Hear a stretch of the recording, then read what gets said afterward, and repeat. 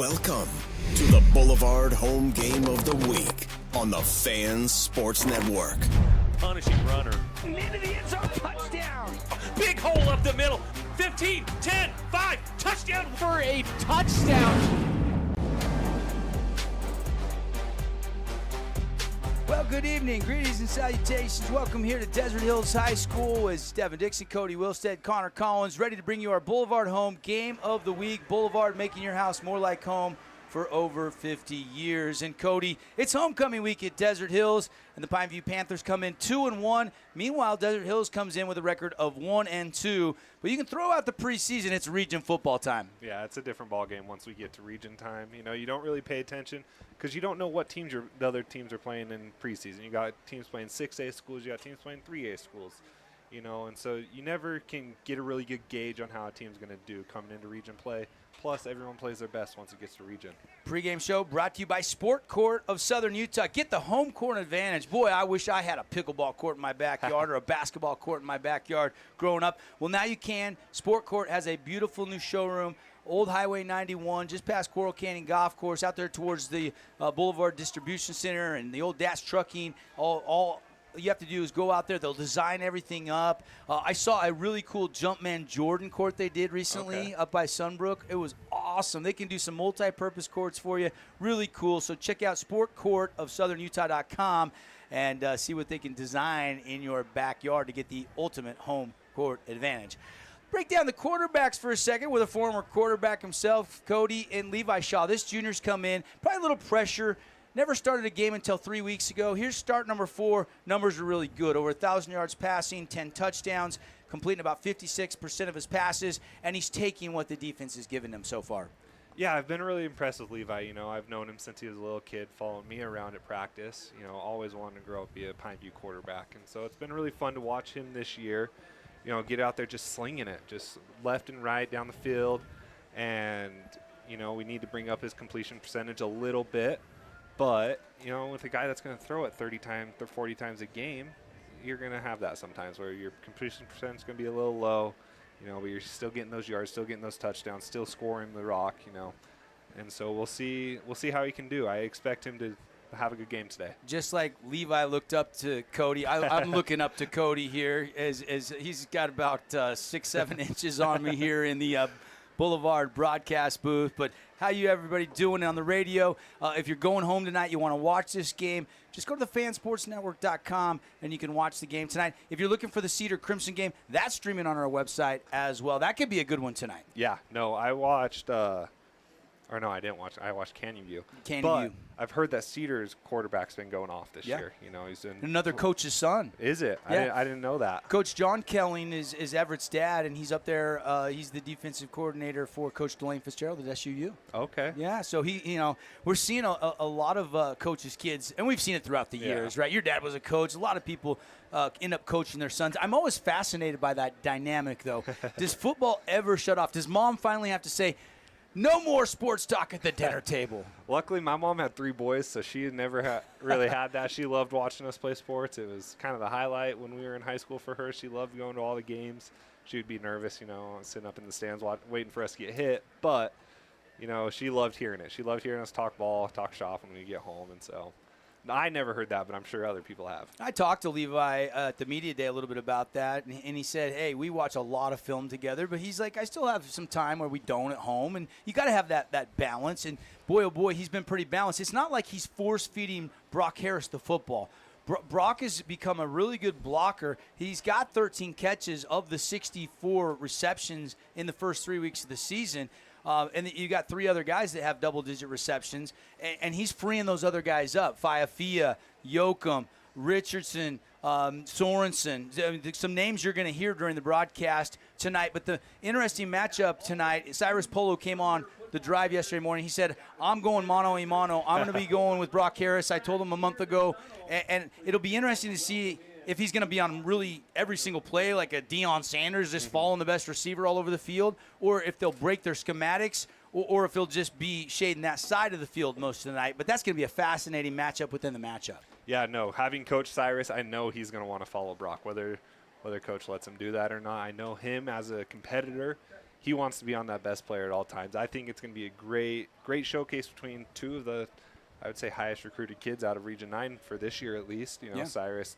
Going to Utah? Yeah, exactly. He's been getting offers since I was coaching here 2 years ago. And, Brock is just incredible. Yeah, so that's going to be fun. Fly all over the country. Here comes Coach Shaw, offensive coordinator, getting up to the perch tonight to call the game. Hi, Coach. Saying hi to us here in the broadcast booth. And, of course, Levi, his son, going to try to find Brock Harris. When you don't, without working hard, get 5 stars by your name. No, absolutely not. He's been talking to Coach Shaw, talking to Coach Hausner. That kid has been living in the weight room, doing everything he can to become a better blocker this year because he's been a great receiver the first 2 years. He really wanted to gain some weight, gain some muscle, become and really elevate that part of his game to really take him to the next level as a recruit and also as a player. Well, a lot of guys can pop a touchdown catch at the high school level. They can put a lot of one-handed highlight reel catches. But what's going to catch a college Division I, top team like he's getting offers from? It's the blocking. You got to have the full package. And Brock has the full package. Absolutely. Like that Alabama offer, their tight ends are out there blocking left and right with how much they run the ball. And I remember O.J. Howard. He was out there. He was a beast receiving, but he is also laying out blocks left and right. So that's going to be our Findlay Subaru Star Watch tonight. I'm fascinated. 33 for Desert Hills, 86 for Pineview. That's going to be our Findlay Subaru Star Watch. We're going to be watching that battle all night, and that's what you want. And it's kind of a sign of respect from Cyrus saying, I want to guard the best player, and that's Brock Harris. And we're going to see Cyrus, who I keep calling him a Swiss Army knife because he's your punter, he's your kickoff returner, he's your punt returner, he can play safety, linebacker, defensive end. You can put him in the slot. When Titan Mason was hurt in week 1 and a little bit in week 2, he was your running back. What can't this kid do? No, like I said, as coaching him, it was incredible to watch how athletic he is. For how big of a body he is, he could do it all. I remember our first day of practice seeing him return punts. I was like, okay, what's our tight end doing back there? I was like, I've never seen that in my life, but then I think he had like 2 punt return touchdowns that year. I was like, this is incredible. I think he had 3 or 4 interceptions last year against Dixie in a region game. So this kid does a little bit of everything. That's your Findlay Subaru Star Watch. All right. We're going to come back more of the Sport Court pregame show after a quick timeout message from our great partners. We're going to get you the Everbowl keys to the game. We'll get some more thoughts from Cody and get you closer to kickoff. It's homecoming at Desert Hills. It's our Boulevard home game of the week. The Pineview Panthers, the Desert Hills Thunder. Glad you're with us on a Football Friday. From bold statements to subtle compliments, Wilkinson's House of Lighting will help you more fully enjoy all the different spaces in your home. Stop in and see what's new at Wilkinson's House of Lighting, a proud sponsor of Region 10 Athletics. Scooter's Coffee and Hurricane is the best way to start your day or get you through your day. From breakfast sandwiches to cinnamon rolls to amazing smoothies and, of course, coffee. Anytime is a good time to sip and smile Scooter's Coffee. Open 7 days a week. House of Jump is Southern Utah's only indoor trampoline park and your only place to jump, dunk, and dodge.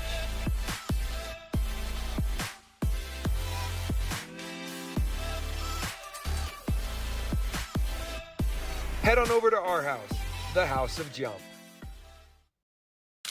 Oh, hello, Italian nightclub from Jimmy John's. Ciao, freshly baked bread piled with Italian-style meats. Hey, hand-sliced veggies. Am I obsessed with this sandwich? Yeah. So what if I am? Jimmy John's. Order online or on the app. Best Friends Animal Sanctuary in Kanab is open daily for free family fun. Take a tour, volunteer, hike a trail, or bring home a new best friend.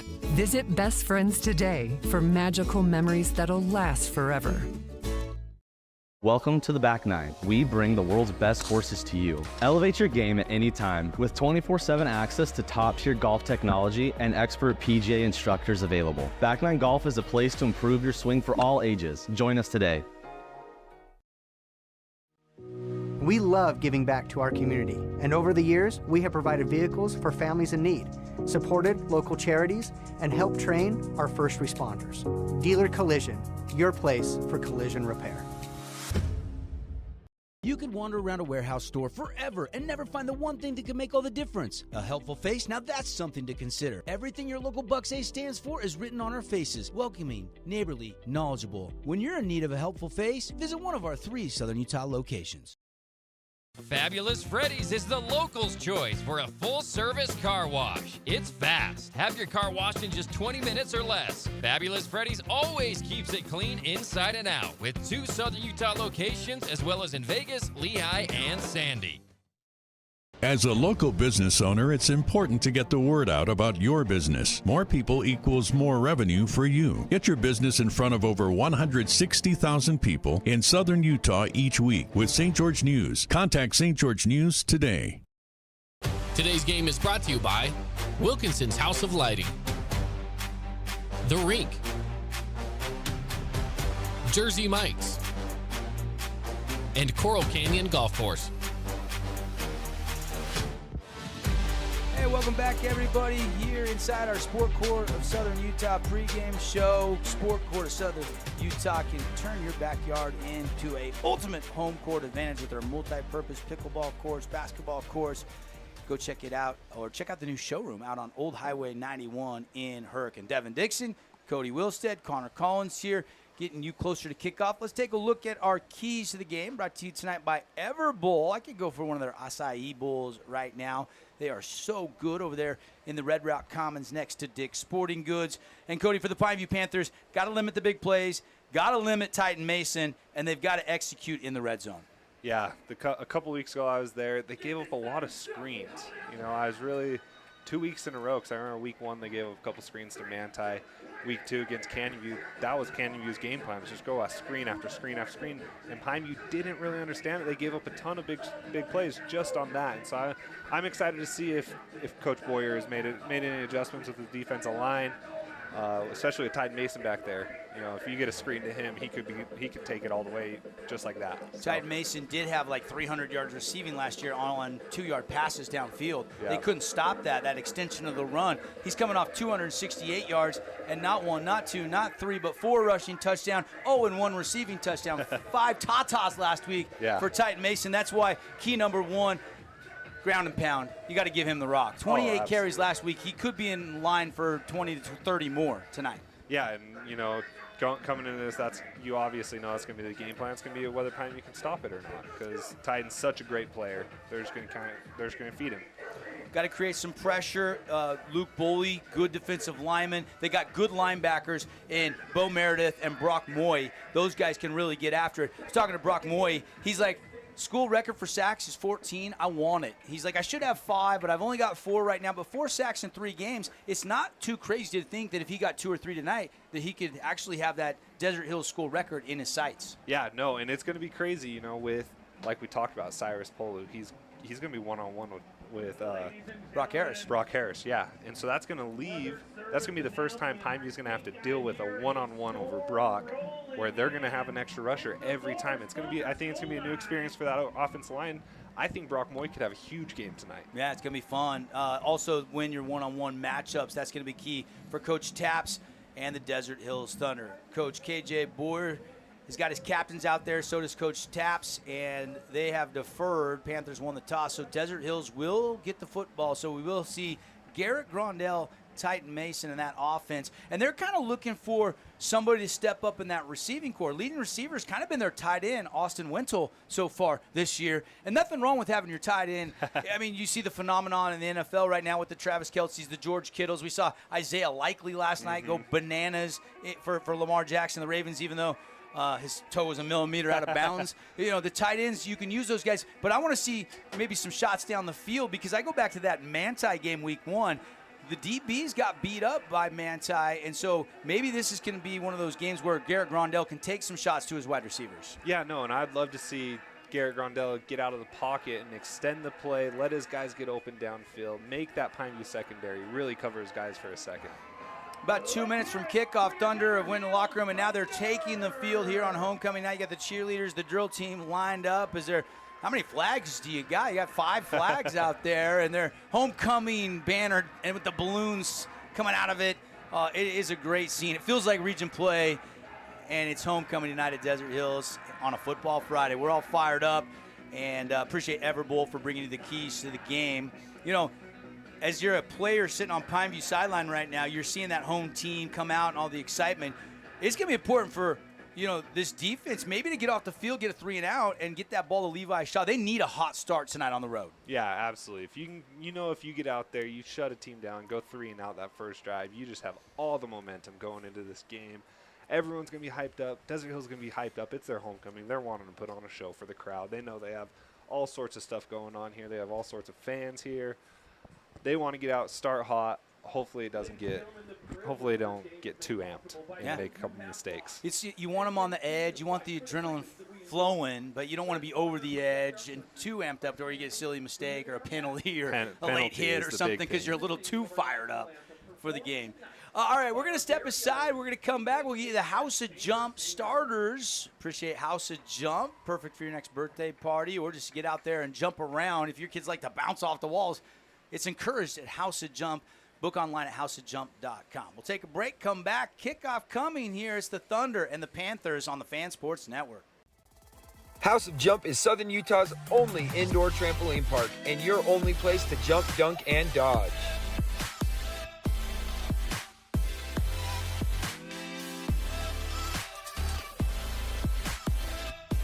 Head on over to our house, the House of Jump. Huge news! Sport Court has a brand new showroom and design center, and it's next level. See why so many are choosing Sport Court here in Southern Utah for top quality basketball, pickleball, and multi-purpose courts. Learn more at sportcourtofsouthernutah.com. Relatives coming to visit, not enough room, or maybe you're looking to host a family reunion and need a house with a pool? Well, Red Rock Vacation Rentals has got you covered. From 2-bedroom condos to 10-bedroom luxury homes, they truly have something for everyone. Plan your perfect getaway or staycation. Visit stgeorgeutahvacationrentals.com. Fabulous Freddy's is the locals' choice for a full-service car wash. It's fast. Have your car washed in just 20 minutes or less. Fabulous Freddy's always keeps it clean inside and out with 2 Southern Utah locations as well as in Vegas, Lehigh, and Sandy. Hey, it's Luke with Udine Associates at American Family Insurance. At Udine Associates, we love insurance so you don't have to. With a quick call, we can get you an instant quote with the right coverages. My team of licensed agents are ready to help you with better insurance from American Family. Give us a call at 435-251-9102. At Great Harvest, we believe in crafting more than just bread. We provide crisp, garden-fresh salads and savory sandwiches. Everything from garden-fresh ingredients to our signature handcrafted bread. Our friendly staff will guide you to find a meal that will leave you craving seconds. At Great Harvest, we truly provide something for everyone. And don't forget our baked goods. Satisfy your sweet tooth and finish your meal with a brownie or cinnamon roll. Come visit us at Great Harvest. Nets on Fire is the place to hoop in Southern Utah. Elevate your game with group or individual training with elite coaching. Hustle to netsonfire.org to learn more and see why so many rising stars hoop at Nets. Nets on Fire, building champions on and off the court. Today's game is brought to you by Findlay Subaru, Honolulu Grill, Nets on Fire, and Intermountain Sports Performance. Look at that game ball being delivered, the helicopter circling in, and we are closing in on kickoff here tonight. Great job by the student choir here at Desert Hills.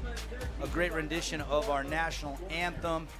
The visiting stands, you see some umbrellas out and whatnot for the Pineview fans, and it's going to be a nice night for football, but man, it's been a hot summer. Still like 105 when I got in the parking lot here today. Yeah, I was just telling you, I'm hoping the live stream can't see the sweat coming through my shirt, but driving over here, I was sweating, getting out of the truck, sweating, walking up here, walking into a nice, actually cool press box for once. Yeah.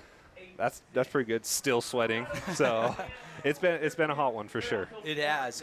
We got eyes on the Friday night NFL game tonight. It's the Packers and the Eagles right now in Green Bay. Early moments of the second quarter leading the Eagles 6-0. BYU is playing right now tonight against SMU as well. And then, of course, we'll keep you updated with all of the high school games around the region. We've got Cedar and Crimson. That one's streaming on our website, Dixie at Hurricane, and then 8 o'clock kickoff, Snow Canyon and Centennial. Right now, by the way, update, SMU leading BYU 9-7 at halftime. So low-scoring game down there in Texas. And that's BYU scored like their first drive, I think. So that's not a good look for them Cougs. Yeah. close win. I think it was week 0 over Nevada for SMU. And, of course, BYU beating Southern Illinois. Friday night, good to have football back, but it's just weird having an NFL and a college game in-state on our high school Friday nights. Yeah, I don't hate it, but I'm not used to it. I do. I'm an Eagles fan. You want I to be can't watching watch my game. Yeah. No wonder you were thinking I'll take the night off, Devin, if you don't need me. He's Cody Wilson. I'm Devin Dixon, and our pregame has been brought to you by Sport Court of Southern Utah. Appreciate Bucks Ace Hardware, Down East Furniture, Honolulu Grill, and our friends at Finley Subaru. Starting lineups brought to you by House of Jump. And if you want to get on over there, they got an arcade, perfect for birthday parties. My kids have always loved going to House of Jump on the weekends over the years. You will too. Maybe make a Saturday of it. And check out more details, houseofjump.com. Again, Pineview won the toss. They deferred, so Desert Hills will get the football first. And back deep, you see Cyrus Polu as one of the return man. Again, he's kind of that multi-purpose guy that can do a little bit of everything. And who's back there with him? It's Trey Horton. It's Trey Horton. And they would love to get Trey Horton going, maybe take some shots down the field. Got some good speed, but he's only averaging 17 yards receiving per game so far this year.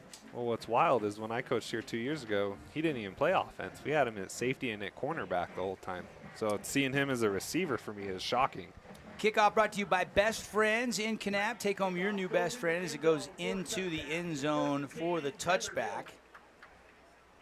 And Desert Hills will set up shop at their own 20-yard line. 1st and 10, Garrett Grondell. Senior quarterbacks worked really hard since coming over here to Desert Hills. It was at Hurricane his freshman and a little bit of a sophomore year, or just sophomore his freshman year, yeah. And then he came over last year and kind of split time with Bo Wall, but by the end of the season, Garrett Grondell had kind of won that starting job. And this year, he is QB1. He'll start in the shotgun.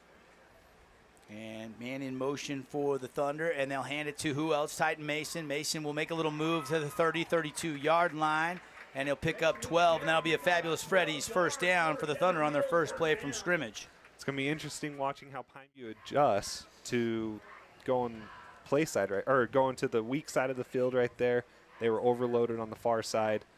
If they're just going to attack the weak side, this could be a long night for Pineview. Carter Buchanan on the tackle, but not before 12-yard gain. Thunder huddling up there. You see Big 57, one of the offensive linemen for the Thunder. You got Vandermine, you got Tafuna. You've also got their center, number 52. And, well, that snap gets away, and Grondell trying to go down on it and finally does recover it, but he's going to lose yardage, big yardage, back to the 15. That could have been a little bit more disastrous, though, had he not just decided to lay on that football. Yeah, as a quarterback, you never want to just have to jump on it. You want to pick it up, make a play, try to throw it away. Unfortunately, it's not a circle. It doesn't bounce straight, and so you can never really judge the bounce. Just jumping on it right there, not allowing Pineview to jump on it for a fumble recovery is the best bet. So 2nd down in the country mile here. 2nd and about 24. They'll flip it outside. It's caught. There's Austin Wenzel, the tight end. He'll pick up 4, maybe 5, depending on the spot as he is pushed out of bounds for a short gain.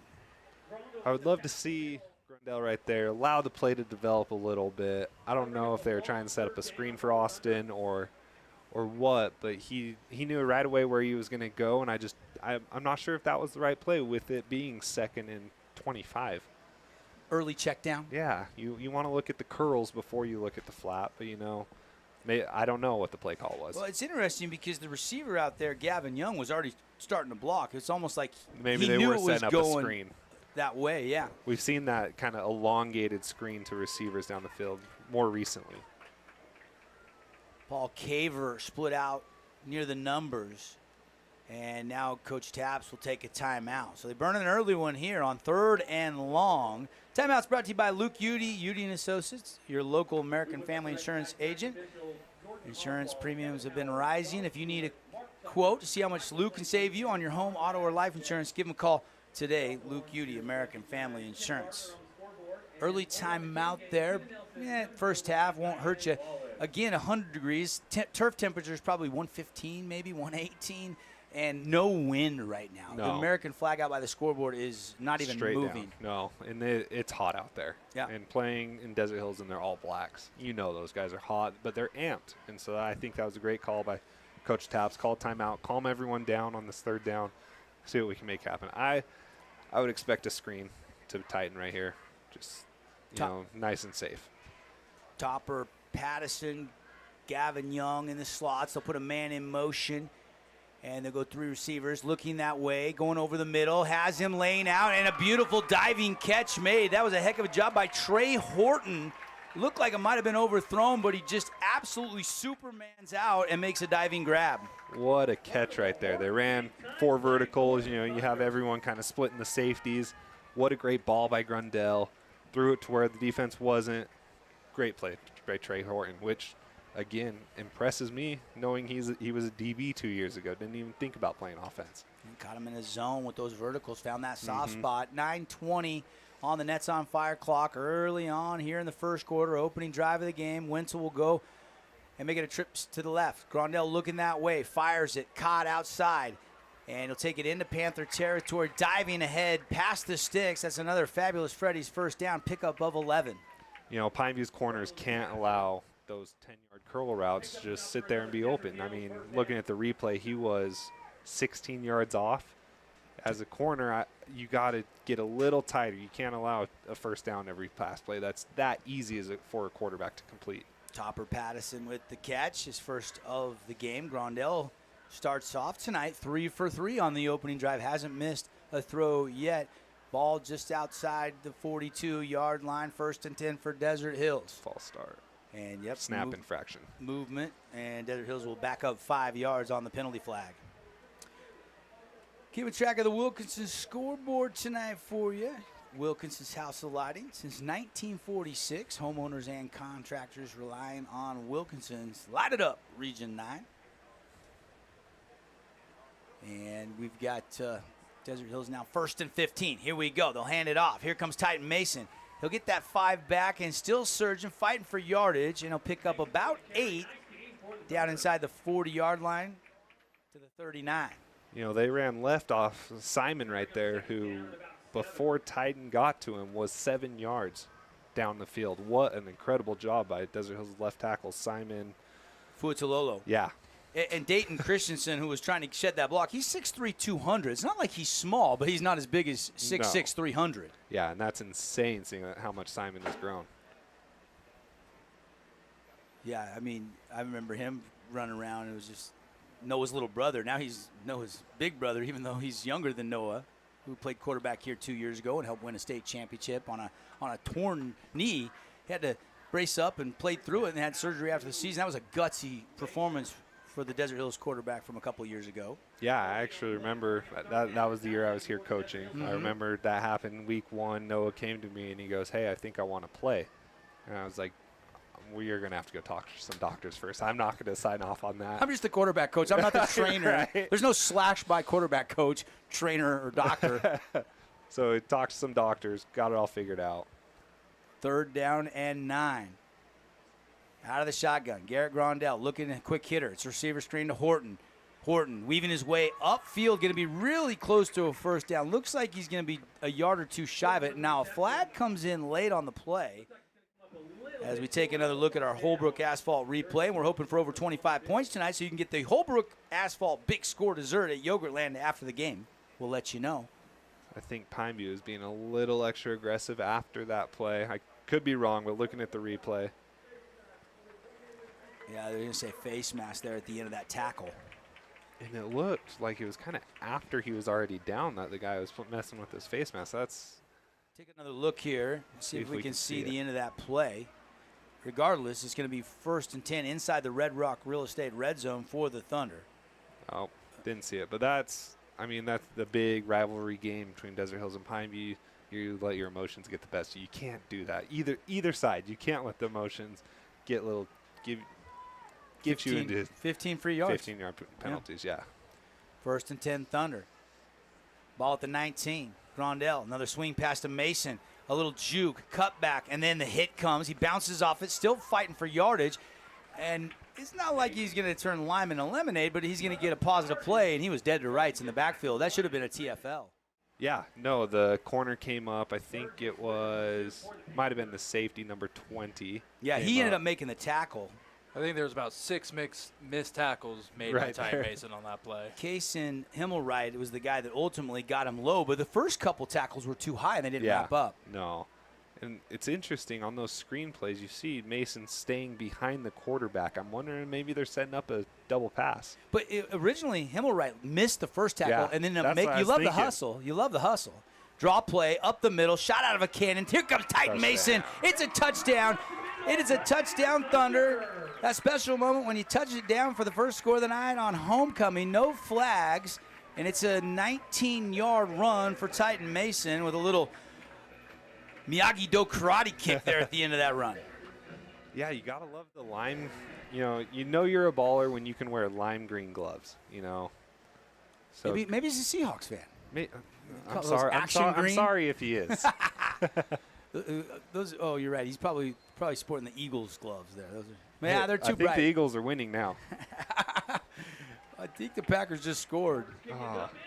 And the extra point brought to you by Best Friends in Kanab, Utah. Take home your new best friend. If you've never visited the sanctuary, head to Kanab, Utah, or learn more at bestfriends.org. We'll take the timeout. Thunder score first. Pineview and Levi Shaw will get the football when we come back. 7-0 on the Wilkinson scoreboard. Hey, it's Luke with Udine Associates at American Family Insurance. At Udine Associates, we love insurance so you don't have to. With a quick call, we can get you an instant quote with the right coverages. My team of licensed agents are ready to help you with better insurance from American Family. Give us a call at 435-251-9102.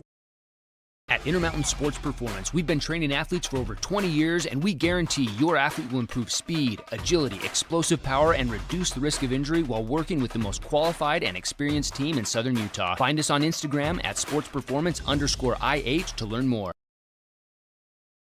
Asphalt. It's not something we think about much, except when it's in bad shape. At Holbrook Asphalt, we help cities, HOAs, and businesses avoid replacing painfully expensive roads and parking lots. To avoid the cost of replacing asphalt, you must effectively preserve it while it's still in good condition. University research has shown Holbrook Asphalt's HA5 slows asphalt aging by 67%. We make your pavement assets last longer, cost less to own, all while achieving higher property values. Visit holbrookasphalt.com to discover more.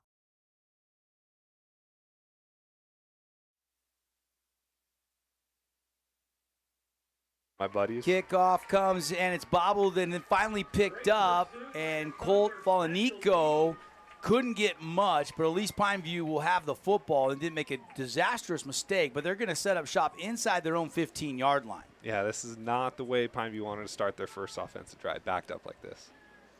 We'll see what Levi can do right here. Levi Shaw, sporting number 13. Is that kind of a trait for Pineview quarterbacks to wear 13? I only wore it 1 year. Oh, you did? And only I broke one? my ankle, so I didn't wear it ever again. I remember you did wear 13 in high school, though, for the Panthers.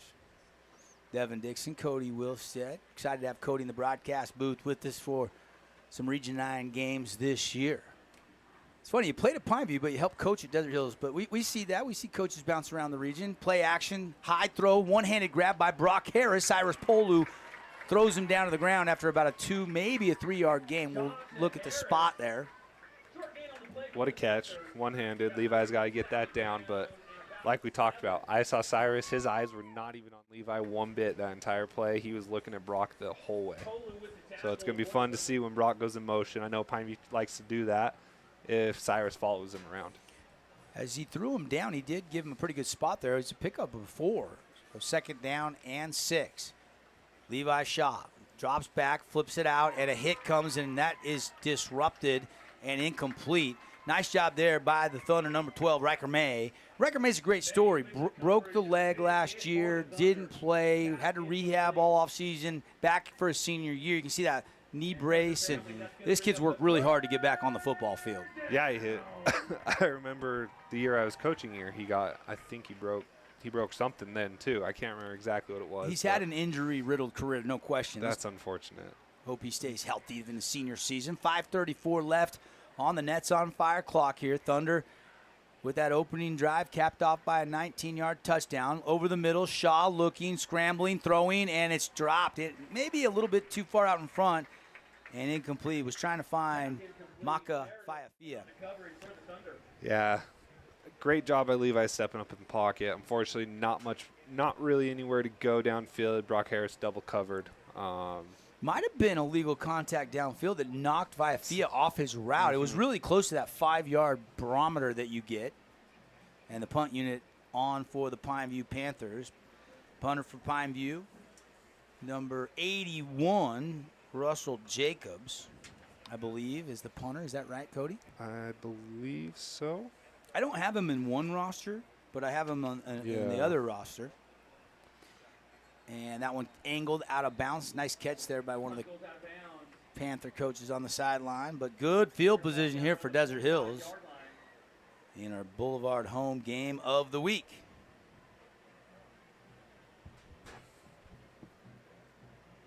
Devin and Cody hanging out with you. And always good when you can get a 3-and-out against the offense that's been scoring a lot of points for Pineview. Got a rink update for you. SMU adds a field goal, so they're now leading BYU early third quarter 12-7. Cougars on the road were 12.5-point underdogs. Run off right tackle, stretching it wide. Here comes Titan Mason. Not touched till he's 10 yards downfield. And Titan Mason just strides for a pickup of almost 13, 14 yards. I'm really impressed with this Desert Hills offensive line. I mean, you see their guys 5 yards deep by the time Titan gets to them. That's what you want from an offensive line. Number 32, Austin Wintle did a good job going and sealing that edge. That tight end showing he can block a little bit. And Austin's came a long way. Watch 32 right here, Cody. He get a turn and just push him inside. You love that. And Titan being able to see that hole is perfect, too. 4 minutes and 50 seconds on the opening quarter clock. Man in motion is Trey Horton. Going to fake it to him, shovel pass it. And it's going to be a nice little game breaking a tackle. Here goes Isaac Andresen down inside the Red Rock Real Estate red zone. They really like this young sophomore. Yeah, I love that play call, too. You know, you got your quarterback, you got the motion, you got Titan going left. You do a little tunnel screen under to the right, coming back across against the grain, some would say. And it's a great play call right there. I think, I'm not going to know for sure, but Desert Hills might have been watching some game film because Canyon View did that a lot against Pineview. Tackle made by Trey Mitchell, but not before another Fabulous Freddy's first down. They'll give it. This is Cyrus Polu dancing to the outside, still running wide, getting all the way to the boundary. Flag flies in late, and Cyrus will be marked out of bounds down inside the 10-yard line, and we'll await the penalty flag. A couple nice moves. You can see Cyrus, we talked about in the pregame show, he can do a little bit of everything. The defensive tackle got right through. Nobody blocked him. And Cyrus was still able to make a little move, get outside of him. Unfortunately, holding on the receiver out there. So this one coming back.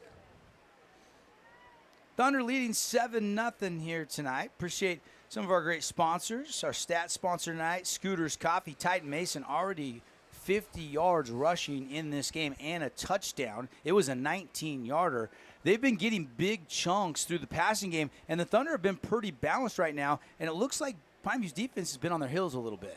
Yeah, they don't really know what to do. I'm sure they came in thinking Desert Hills was just going to run. But as we saw that first drive, they got behind the sticks quite a bit, actually, and made a couple great pass plays. 3 receivers set with the tight end. Polo the lone back. They'll give it to Cyrus, and Cyrus going to be taken down. Tackle made nicely by number 50 for the Pineview Panthers. That is another missing number. Let's see. I don't have a 50 in my roster. Or is that 60? The D lineman there? Might be. That is 50. Yeah. I don't have in either of our rosters. Yeah, don't know. Apologize for that. If anybody listening at home knows who number 50 for the Panthers are, we want to give them some recognition. Shoot us a message. CC will let us know here on the live stream. Twins to either side, but Wintle will be in tight. Out of the shotgun, Grondell put Trey Horton in motion. Grondell looking left, and here comes the pressure, and he is sacked.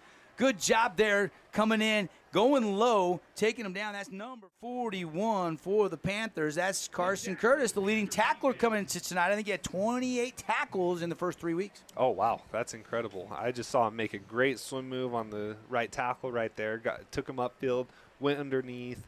Great move, great sack, dove at the ankles. 29 tackles, 9.7 per game for Curtis, the senior. That's impressive. He's getting into plays a lot doing that. And that's a big TFL. That'll back the Thunder 3rd and long back at their own 30-yard line. They can get a first down around about the 7 or 8 yard line. We'll call it the 8. Over the middle, it's caught by Wintle. Wintle is hit hard and tackled down inside the 15. Yeah, you saw how deep the Pineview safeties were. You know, it was 3rd and, let me count it out, about 23. You know, the safeties were playing about 20 yards deep. They allowed that pass over the middle, but that puts it into, doable 4th down distance with high school kickers. I'm not sure how good this Desert Hills kicker is, but you just gave them a chance to get a nice and easier 4th down conversion. Yep, 4th, and we'll call it 6 here. Thunder going to go, no hesitation, man in motion. Grondell has it, looking to throw. Gets it out quick and incomplete. And it's a turnover on downs. And Pineview's defense bends but does not break. And that's a big stop. They did not want to go 2 scores down here in the first quarter. No, absolutely not. And it looked like Grondell and Topper Pattison were just not on the same page right there. Topper ran a curl route. It looks like Grondell was more expecting more of a hitch and outside cutback. We're hearing Cedar on their opening drive all the way down the field. They go forward on 4th down, and Cedar is denied. So Crimson gets a stop, so they're going to take over at their own 3-yard line. You can watch that game over on the fansportsnetwork.com. If you're listening on radio, you want to watch this game, you can also watch it on our website. They run right up the middle. Richardson going to take it out to the 20-yard line. Nice little pickup by Kyle Richardson. He's had some good numbers so far this season. I loved watching him a couple weeks ago. He just, for not a very big guy, he runs hard. Oh, guys, I think Pineview got really lucky here. If you look back at this replay, I think this ball is out before they get on top of it again. Take another look. Holbrook asphalt replay. Watch the end of this run. That ball is out. They played it. They called it dead, though. Pineview going quickly, and looks like that run off the right side is going to be enough to move the chains. Richardson again with the carry. You did see the Pineview lineman jump on, so it wouldn't have really changed anything for Desert Hills fans. But that is concerning because Richardson had a fumble in the Canyonview game, too. Another look at it. I think he did pop that one out. Richardson, 58 carries, 278 yards. He's averaging 4.8 yards a carry, 1 or 2 touchdowns on the ground. And, you know, knowing Coach Shaw, getting him almost 93 yards a game, that's a big deal to Coach Shaw. And it's impressive having his son be the quarterback that he's still wanting to get the running back involved. And Richardson's also averaging 66 yards receiving a game. They're going to take a shot to Faifia, and Levi Shaw just a little bit too far out in front, and it's incomplete. Just a little too amped up to make that deep throw right there. Faifia did a great job getting behind even Cyrus Polu right there, but I don't know who number 10 is. It looks like Nigel Cummings. So they got to be careful not letting him get past, because I did see a lot of number 11 getting a couple deep throws thrown to him against Canyon View. That's Levi's favorite deep ball receiver. Rink, Region 9 update. Check out skatetherink.com. Don't forget, Washington County's high school kids, show your student ID, get free skate rental every Saturday night, 8 to 10 p.m. They got the karaoke room. They got great food, live music while you have some good old-fashioned fun at the rink. Perfect for your kid's next birthday party. 7-0, Rand Sawyer is back tonight. Dixie takes the lead out in Hurricane. Shaw got a one-on-one matchup, and he's going to throw that fade route out to Faifia. Diving attempt, and it's incomplete, but a flag flies, and it looks like Cummings might get called here with a defensive hold or pass interference. Yeah, I definitely think he held him not too much. I did see before the play call, I was just pointing to you. You were. I saw Faifia, Levi motion to him to get wider. So I don't know if you saw, he was on an island out here with Cummings. Like, there was nobody, no safety help, no way he was going to be able to get over. I love that call by Levi. I don't know if that was the play call or if he just called that. Definitely something I would have done, seeing that I had a press coverage against my favorite deep ball receiver, absolutely I'm taking that shot every time. And although he didn't complete it, got the penalty and got the matchup he wanted where it was one-on-one. And he threw it where only his guy could go have a chance to make that catch. You love that too. I do love underthrowing one-on-one balls, though, because the adjustment, you're probably going to get the penalty more than that one. Richardson stopped for a 1-yard gain off left tackle, trying to run it over there behind Brock Harris and that left side of that Panthers offensive line. Pineview's offensive line are big dudes, too. I remember just looking at them. They're not small out there. I think they average like 6'2". Into the first quarter, we'll hold that thought. We'll talk more about the size. Also, we'll get you an update on Crimson and Cedar when we come back into the first quarter on the Wilkinson scoreboard. Desert Hills leads 7-0 over Pineview. Scooter's Coffee and Hurricane is the best way to start your day or get you through your day. From breakfast sandwiches to cinnamon rolls to amazing smoothies and, of course, coffee, anytime is a good time to sip and smile Scooter's Coffee. Open 7 days a week. This cheesesteak is so freshly grilled, you can still hear it sizzling. I can hear it too. Me too. Actually, it's the Cheesesteak? grill. Grilled right in front of you. It's a Jersey Mike's thing.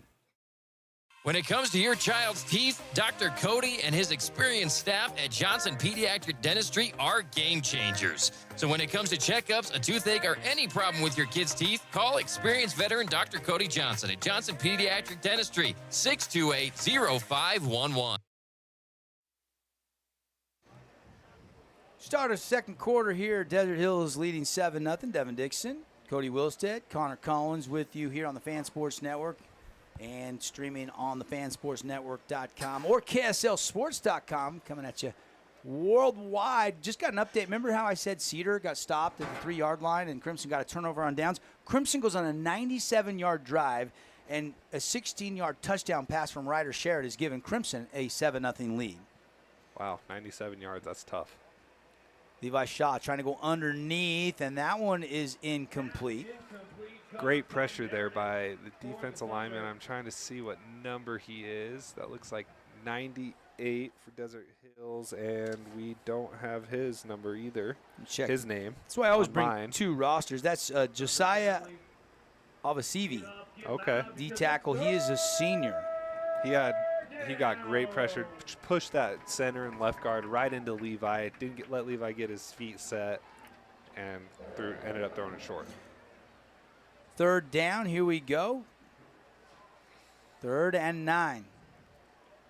And out of the gun. Shaw's going to roll, move the pocket to the right. Going to throw on the run. It's a comeback route. It's completed enough for the first down.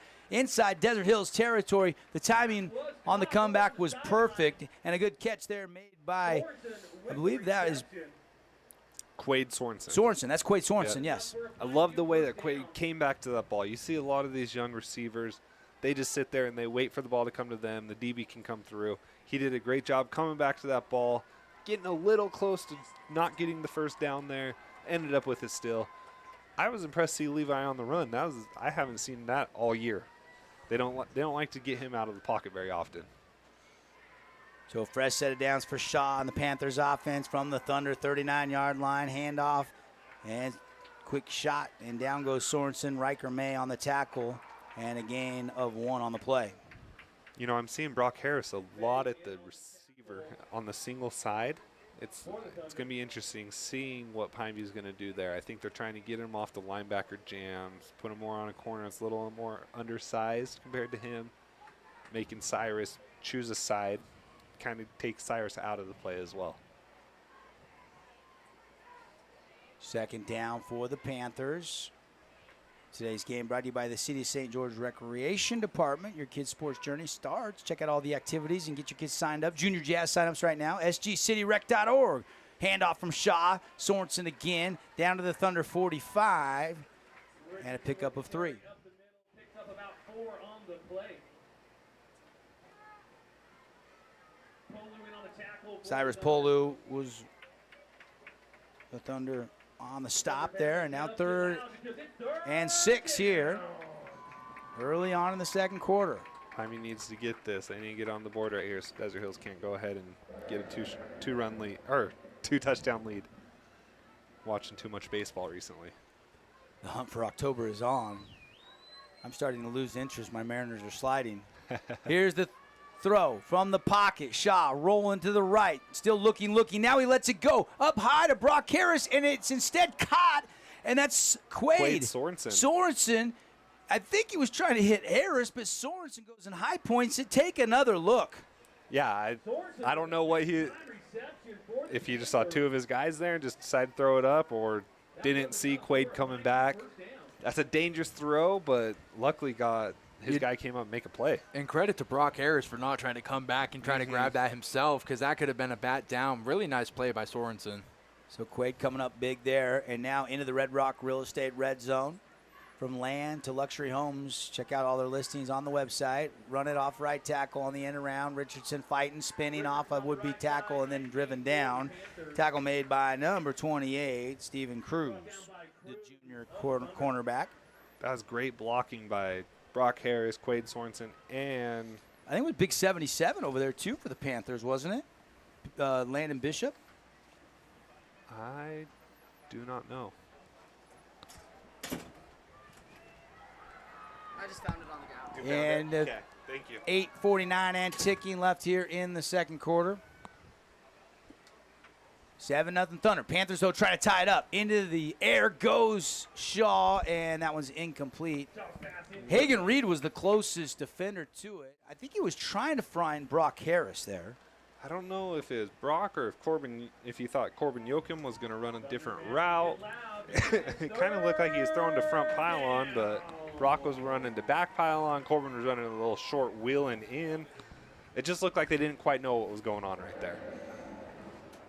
So, third down and about 3 to go here. And we'll see what Coach Shaw, the offensive coordinator for the Panthers, draws up. Levi Shaw going to hand it off. Richardson right up the middle, and it looks like he's going to get the first down. Needed 3, got about 4, maybe 4.5. And that's a big Fabulous Freddy's. First down. Fuel it up, wash it down, and save. Check out their unlimited car wash club at Fabulous Freddy's. The more you wash your car like me, the more you save. You get big savings at the pump. Get up to 40 cents off a gallon of gas. Get all the details at one of your 2 Southern Utah Fabulous Freddy's. Deep into the red zone, fresh set of downs. Do you keep it on the ground here? I think so. I think Desert Hills is planning on him throwing the ball a lot. Rolling to the right, moving the pocket, hits Brock Harris, makes a man miss. Harris spun down at the 5. Yeah, you're not going to make Cyrus miss very often. Perry gets the stop, and then Cyrus Polu comes in and finishes him off. Actually, Perry, he shook free from Perry's initial tackle, and Cyrus got him to the ground. And so far, that Finley Subaru Star Watch, Cyrus Polu has been on Brock Harris pretty much all night long. Oh, yeah. And I saw watching him on motions, he was following him across the field. Now, he's shading his way, but the cornerback is actually on him right now. But you can see Polu is right there in that safety position on the same side as Harris. We'll see what he does if he takes off right away. Throw a jump ball to Brock right here. He's going to go over the middle. One-on-one coverage, touchdown. Beautiful job by Levi Shaw as he finds his man in the back of the end zone. And the Panthers are a PAT away from tying this game up. And that's Corbin Yoakum with his 10th catch of the season for the score. Big time. I love the play call right there. You had Brock Harris down here running a fade route for a jump ball. And I think Levi, his key there, his read was to see what Cyrus was doing. And then, so Cyrus went to take away the jump ball with Brock. He had Yoakum coming across the middle, replacing where Cyrus, I'm not going to say should have been, but where he started the play. Correct. Best Friends, extra point, up and good. Best Friends, Kanab, Utah. Take home your new best friend. Learn more at bestfriends.org. We'll take the break. We're all tied up. Haven't settled anything on a Football Friday here on the Fan Sports Network. Again on the Wilkinson scoreboard, 7-7 with 7 minutes and 17 seconds left in quarter number 2. Nets on Fire is the place to hoop in Southern Utah. Elevate your game with group or individual training with elite coaching. Hustle to netsonfire.org to learn more and see why so many rising stars hoop at Nets. Nets on Fire, building champions on and off the court. House of Jump is Southern Utah's only indoor trampoline park and your only place to jump, dunk, and dodge.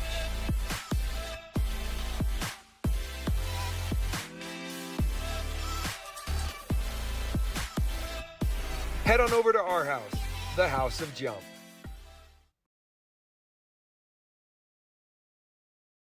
Today's game is brought to you by Down East, House of Jump,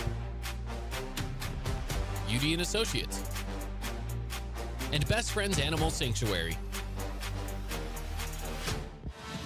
Utah's Dixie, the famous Dixie Rock. As we welcome you back, thanks to our great sponsors, Devin Dixon, Cody Wilstead, Connor Collins, here on the Fan Sports Network, and that will go into the end zone for the touchback. So Garrett Grondell and company will head out to the 20-yard line, set up shop, 1st and 10. And Pineview's got to feel really good about that drive. That offense really started to click, and Levi Shaw made some really good decisions. We've seen good quarterback play from both these guys tonight. Yeah, no, absolutely. And I've been impressed being able to sustain these long drives. I mean, I think this is Desert Hills' 3rd drive, and there's only 7 minutes left in the half.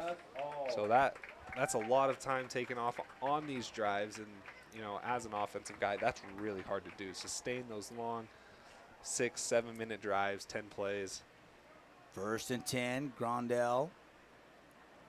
Pistol formation. He's going to hand it to Isaac Andreessen. Andreas going to bounce it to the outside. Break free from that first tackle and feed his way forward for a gain of 3, it looks like. Maybe 4. We'll see where they spot it.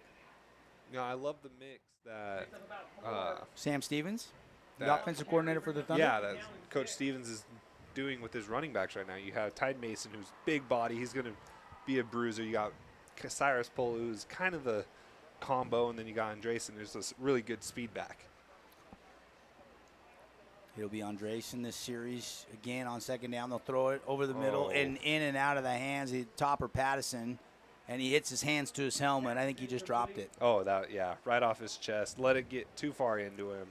Great pass by Grondell. Unfortunately, just hit his receiver in the chest. Sometimes that's the worst place. We're just looking to see where Titan Mason was on the Thunder sideline. I don't see him getting any work from any of the training staff, so maybe just getting a breather on this series. Of course, he's been nursing an injury. Missed that Lehigh game due to a shoulder injury. They wanted to give him some rest. I still don't see him right now. Just looking for the lime green gloves. I see Brock Moy with I'm looking for number 2, though, and I don't see it. Here comes a rollout. Grondell throwing it back against his body. Caught. And Wenzel's going to push forward. And did he get the 30? I think he did. I think that's going to be a Fabulous Freddy's first down for the Thunder. That's a tough throw. Wenzel made a great catch. Ball was a little behind him. Reached behind him, made the catch, got upfield. It's a great play by Austin Wintle. Great play by Grondell getting it to the open guy. But, yeah, I am not seeing – I do think I see some lime green gloves on the trainer's bench, though. That might be Titan Mason's. Maybe he's walking around without the gloves right now, but I'm not seeing him out there. So we'll keep an eye on that. But right now, no Titan Mason into the game. Andreessen, featured back on this drive, takes it across the 35 to the 37-yard line. And a good 4-yard gain. Pineview's defensive line needs to get held up at the line of city and pushed back so far, else Desert Hill is just going to be able to run all night. Scoring start to pick up in that game in Brazil tonight. What was the score? Was it Packers and Eagles at 19-14? 19-14, I think. Packers lead by 5. And a throw outside. Caught. Great move. And still going. And a nice job there. That is number 4, Gavin Young, and that's another Fabulous Freddy's first down as he'll take it into Panther territory to the 49. You know, Grondell just getting the ball out of his hands fast, getting it to his playmakers, letting them get the ball and just do what they do. Receivers are shifty. They like to get some yak yards. So Grondell's doing a great job just getting in his playmakers' hands early. There is Titan Mason now. I see Titan Mason. He is He's got his leg. Little wrap on leg that wrap. left knee, and he's kind of trying to stretch out, it looks like, and kind of see how he's feeling. Keep an eye on him. I know he cramped up last week. Grondell over the middle, caught by Wintle. Austin Wintle, the big tight end, still fighting for yardage, He's pushing the pile. Looks like a rugby scrum as he takes it down to the 37-yard line of Pineview. That's a pickup of 13. As we're going to watch the replay right here. If you missed it, but something I love that I just saw from Wintle is he caught it, and instead of kind of stopping and seeing where he's going, he just split the two defenders that were coming in on him and got him an extra 5 yards. That was something we preached to our receivers when I was playing college ball. Look how many Panthers it took to bring down Wintle. 5 or 6. That's wild. And Pineview does have a smaller defense. Quarterback draw. Grondell hit and drop. Beautiful tackle there by number 15, Dayton Christensen. I think the first to get to him. Yeah, they tried a little quarterback draw right there. Dayton Christensen just got by the left tackle. And it looked like made a great play. It looked like Simon Fuatololo thought that he wasn't going to be able to scrape down the line and get to him, and kind of let him go and was trying to get a second level block. And good speed by Dayton Christensen. You got to get a little bit of a push. Same with the normal running back draw or even a screen. You got to get a little push on the defensive end and make sure they can't get in. BYU has scored, and they've got a 15-12 lead late third quarter against SMU. Score updates brought to you by The Rink. SkateTheRink.com. For your next birthday party, book it. Pass over the middle, caught. It's Duckett, and it is going to be Coy Duckett to the house for the call. Coy Duckett is going to score, and it's going to be a 37-yard touchdown pass from the quarterback, Garrett Grondell. What a play call by Sam Stevens right there. Pineview brought the house, trying to get pressure on Grondell, and hit a slant route right behind him, and he just took it all the way. What a great ball, great route, great play call all around.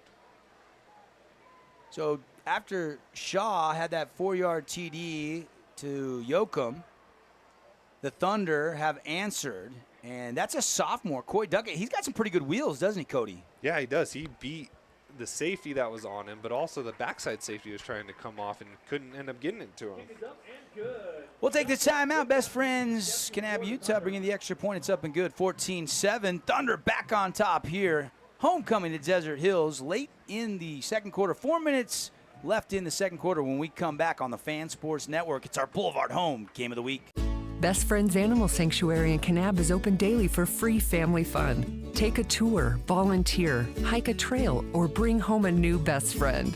Visit Best Friends today for magical memories that'll last forever. Remember when Down East was all scratch and dent furniture? Your go-to for dorm rooms, kids' rooms, and first homes?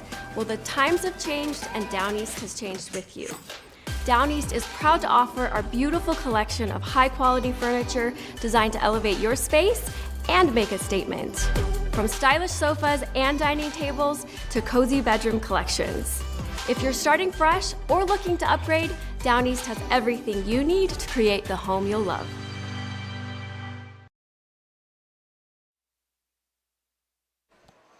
Thunder back on top here. Welcome back. And the kickoff going to be into the end zone for the touchback.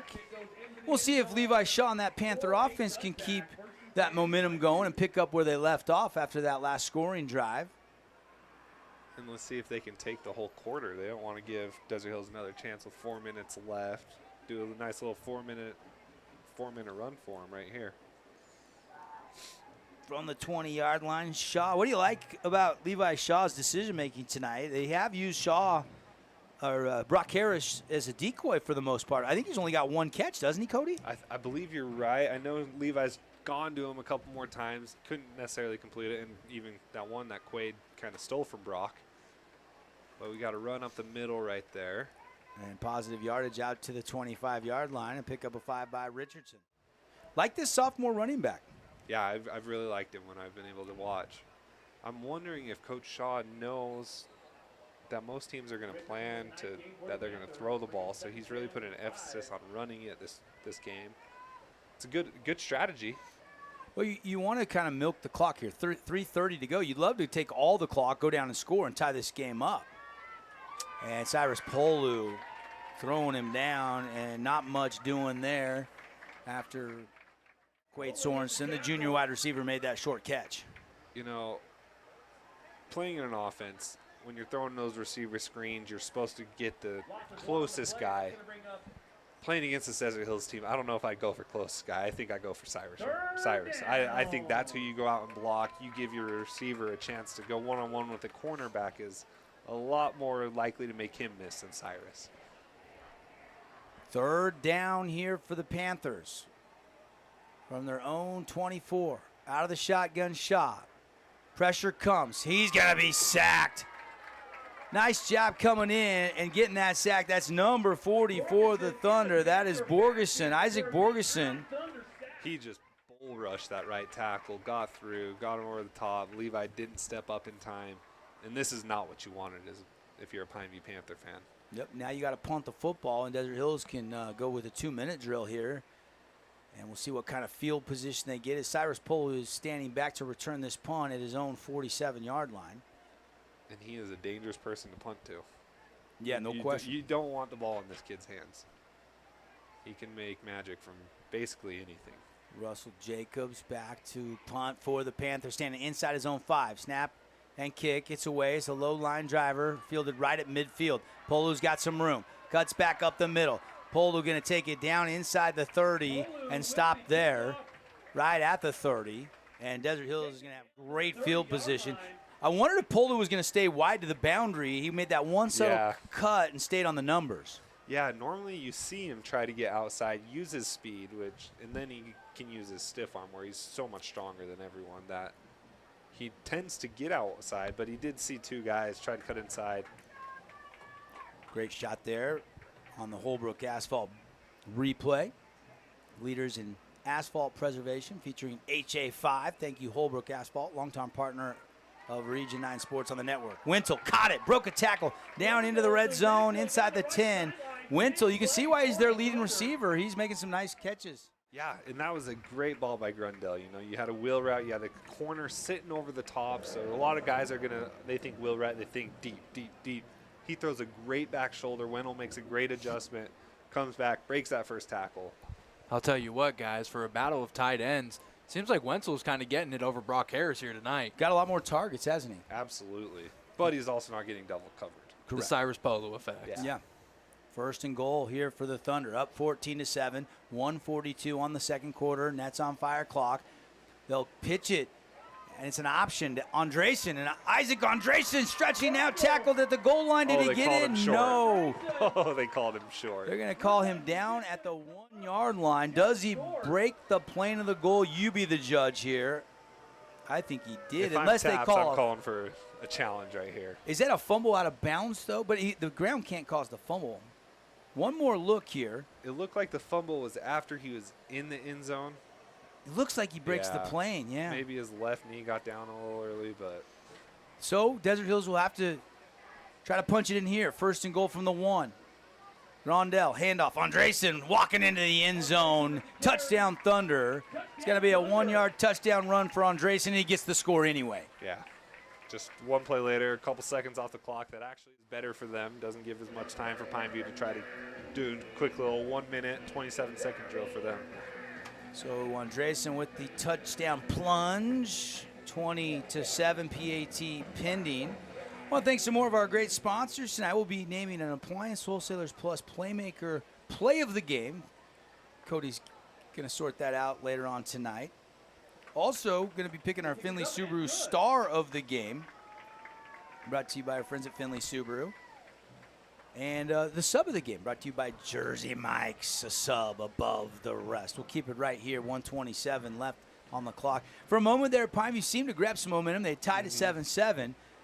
But Desert Hills, Coy Duckett, that long touchdown pass over the middle, 3 and out. They punt it, great field position. Polo takes to the 30, and then boom, a couple plays, and now it's all of a sudden a 2-score lead for the Thunder at 21-7. Devin Dixon, good evening, everybody. Cody Wilstead here. Yeah, that 3 and out was killer for Pineview. They didn't want to do that, and then they punted, and Cyrus brought it back to the 30-yard line. It's not that hard to score from 30 yards, you know. So just unfortunate turn of events for Pineview after they scored. They're going to want to try to get in right before half.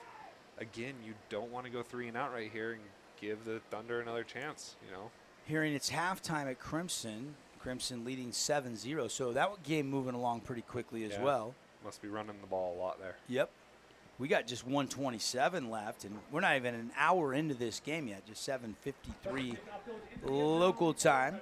Games take a lot longer when you don't have great quarterback play, and there's a lot of incomplete passes. What I'm looking at here is Crimson on 2 drives chewed up about 15 minutes but could not score any points. So, yet they're only down 1 score on the road against Crimson, and they're the defending state champs. They had that big win over Springville.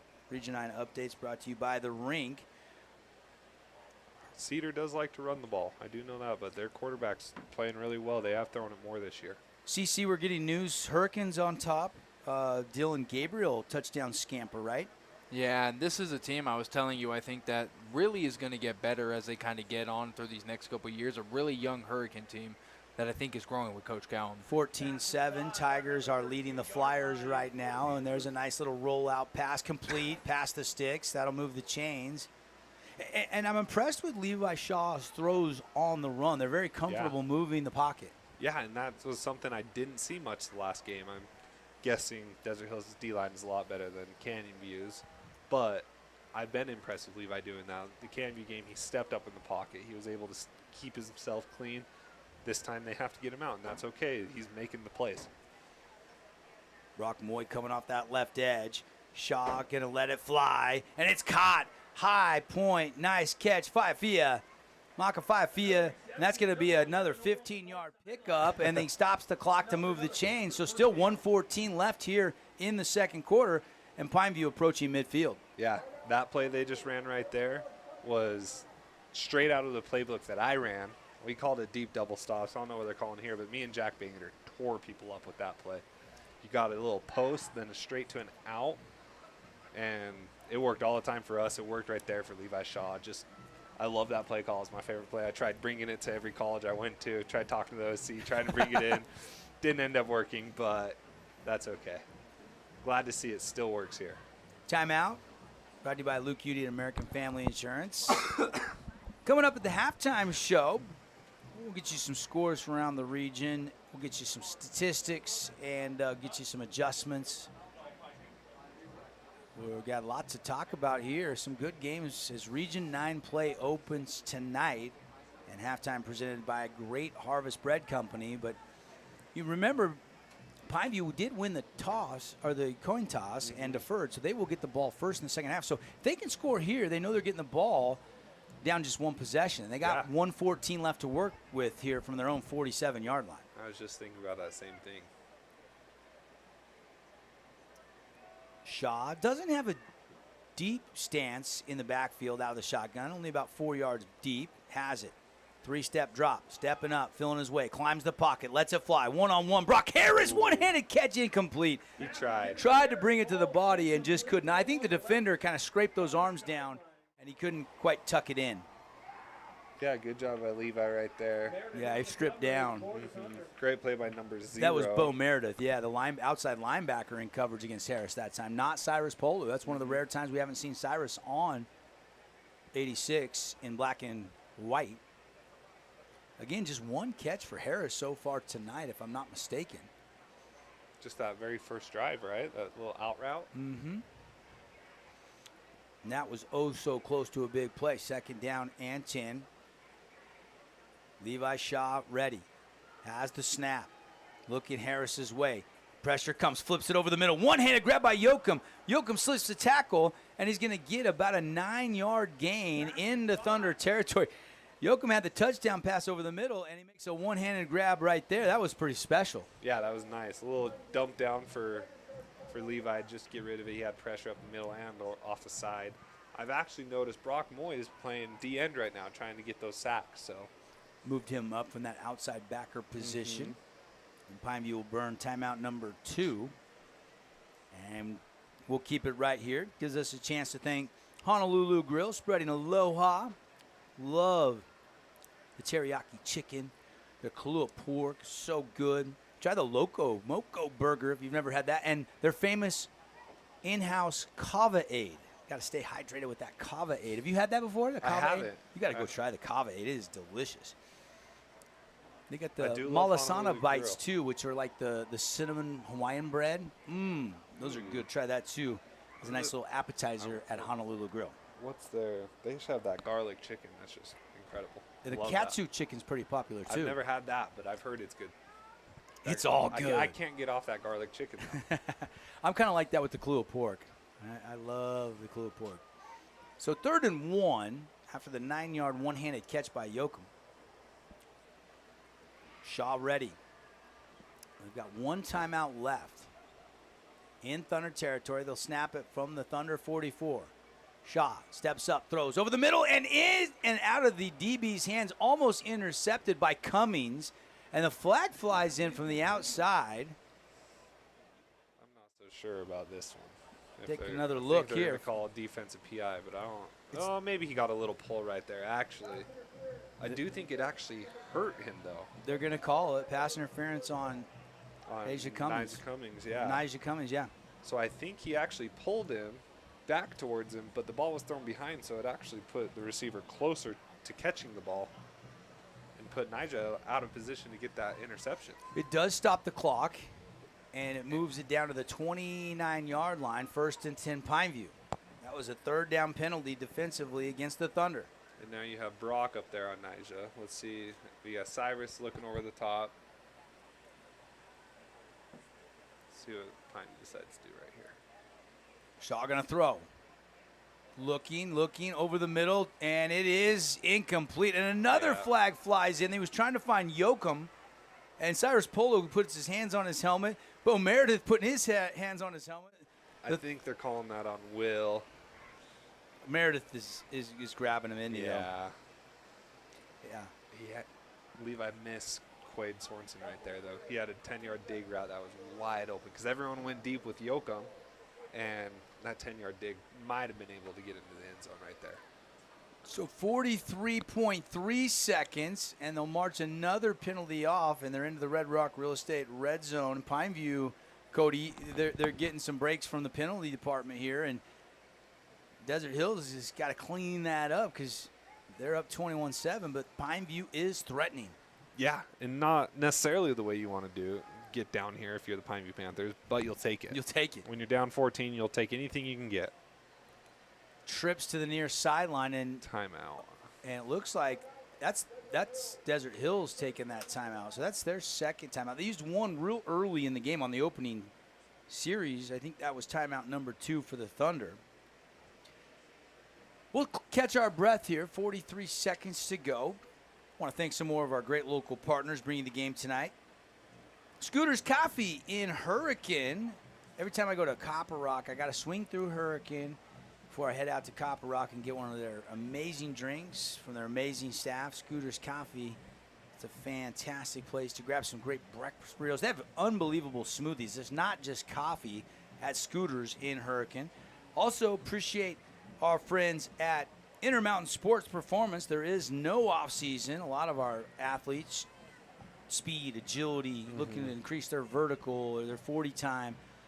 They train at Intermountain Sports Performance. There is no off season. Get your kids signed up and start training today. I know my 12-year-old, soon to be 13-year-old.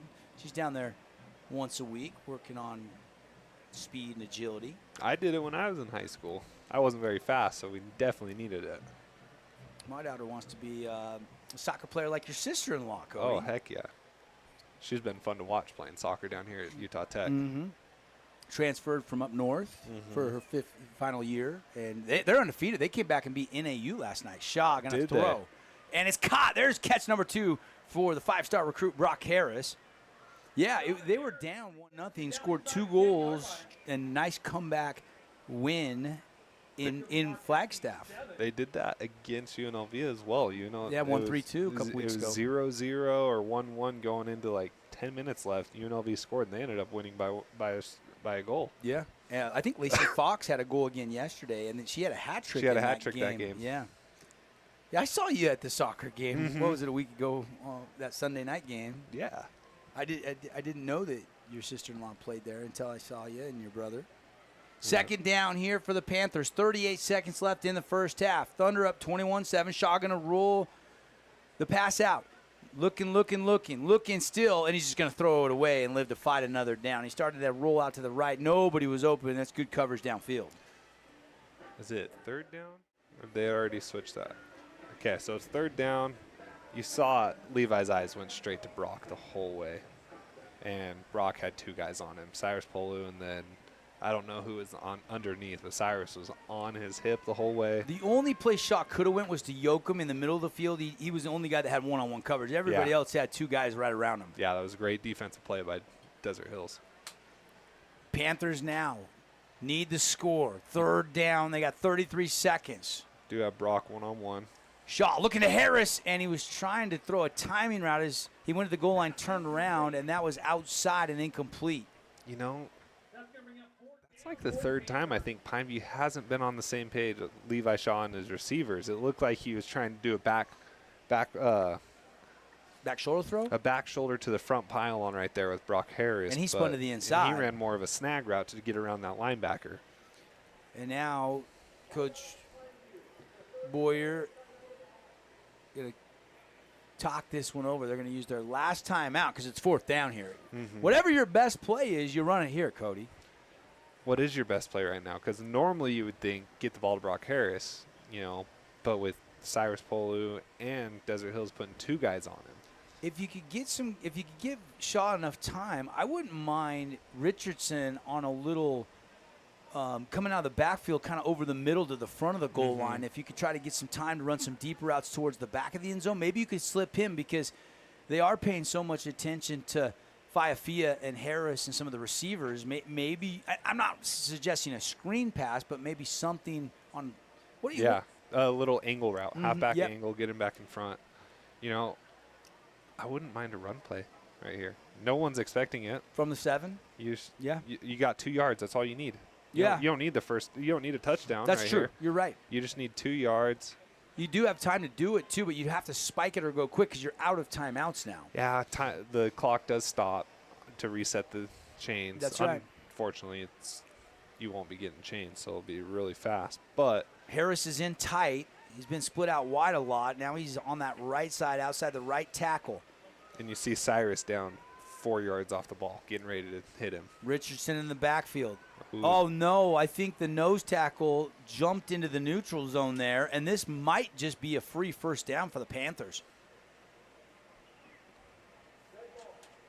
It is. Wow, that is a painful penalty there. I think Number 98. Yeah, Josiah Hosivi. Who made a great play getting pressure on Levi last drive. This time got a little too antsy, wanted to make the stop again. Hosivi there with the penalty, and now the Panthers have a fresh set of downs. Trailing 21-7, trying to make it a one-score game late here in the second quarter. Shaw talking to his left side of his line. Now he's pointing at the linebackers. Now he drops and is ready to take the snap out of the shotgun. Trips to the near sideline. Looking out the backfield, and there is Richardson. Caught it, touchdown. They slipped the back out like I was talking about. Just like you said, a play early, but, you know, that's okay. They never actually ran a play because it was offside. True. But that was the route I was talking about, and that was all Richardson because that was a little underthrown. Oh, yeah. You saw Levi have to throw that off his back foot. Just kind of floated it out there. Luckily got it high enough so Richardson can make a great play on it. I don't know if you saw, but Brock Harris was on the end of the line right there. So you had Cyrus Polu up about 3 yards off of him.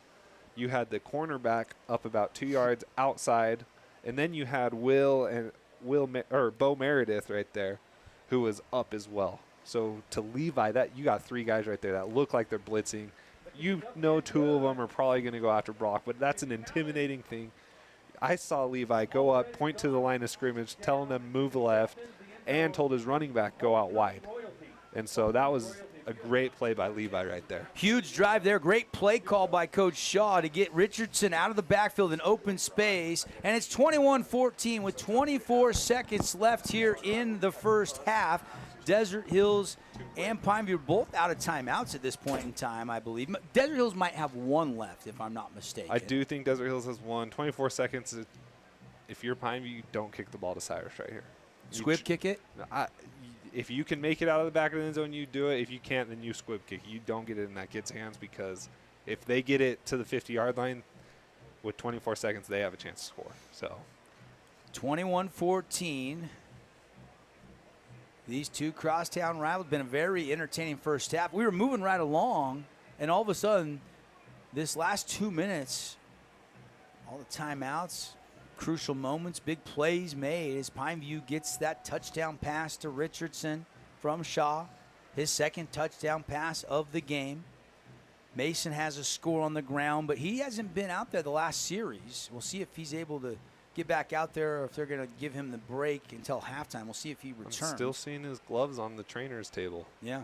Did they take him away? What's weird is his last play he was in was that touchdown, and he was up celebrating after like nothing was going on, so I wonder what happened. They don't kick it to Polu, but it is returnable.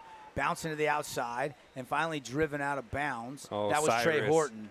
Cyrus, you can't do that. Did he late hit? Oh, he was blocking a dude out of bounds, take him 5 yards out of bounds, and then shoved him to the ground. I don't know why you did that, but you can't do that, especially as a captain. I was watching Horton and did not see that play, and I don't know if we caught it on our screen, but it looks like they're going to back him up here on a little extracurricular. 18 seconds.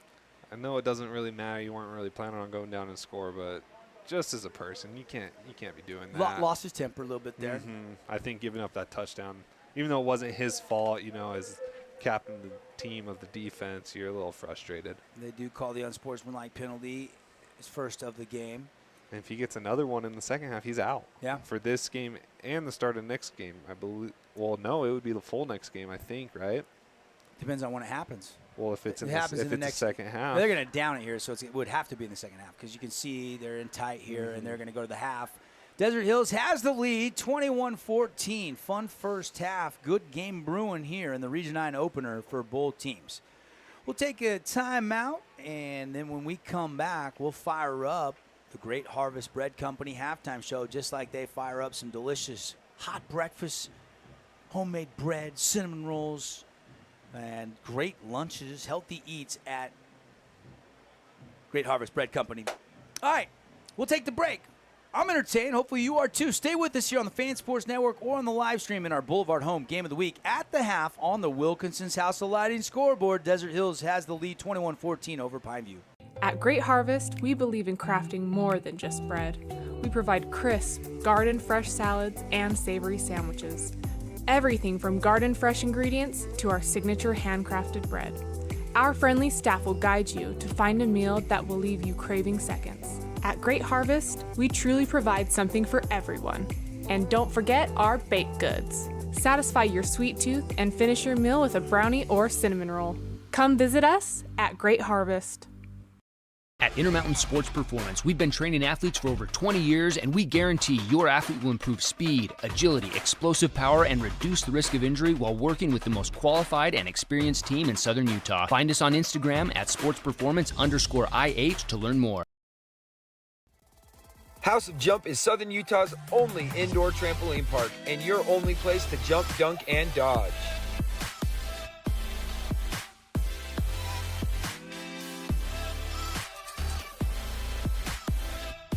Head on over to our house, the House of Jump.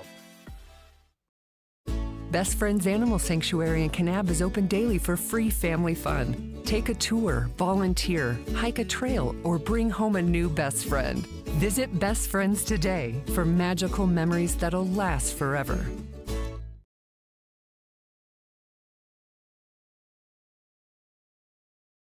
Asphalt. It's not something we think about much, except when it's in bad shape. At Holbrook Asphalt, we help cities, HOAs, and businesses avoid replacing painfully expensive roads and parking lots. To avoid the cost of replacing asphalt, you must effectively preserve it while it's still in good condition. University research has shown Holbrook Asphalt's HA5 slows asphalt aging by 67%. We make your pavement assets last. Did you know that St. George News has a new app?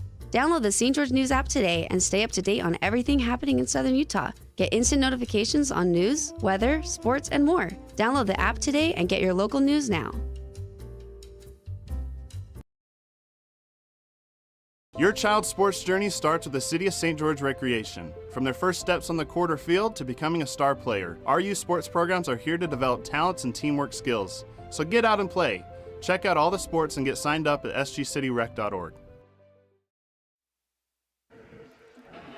Halftime here, Desert Hills High School leading 21-14.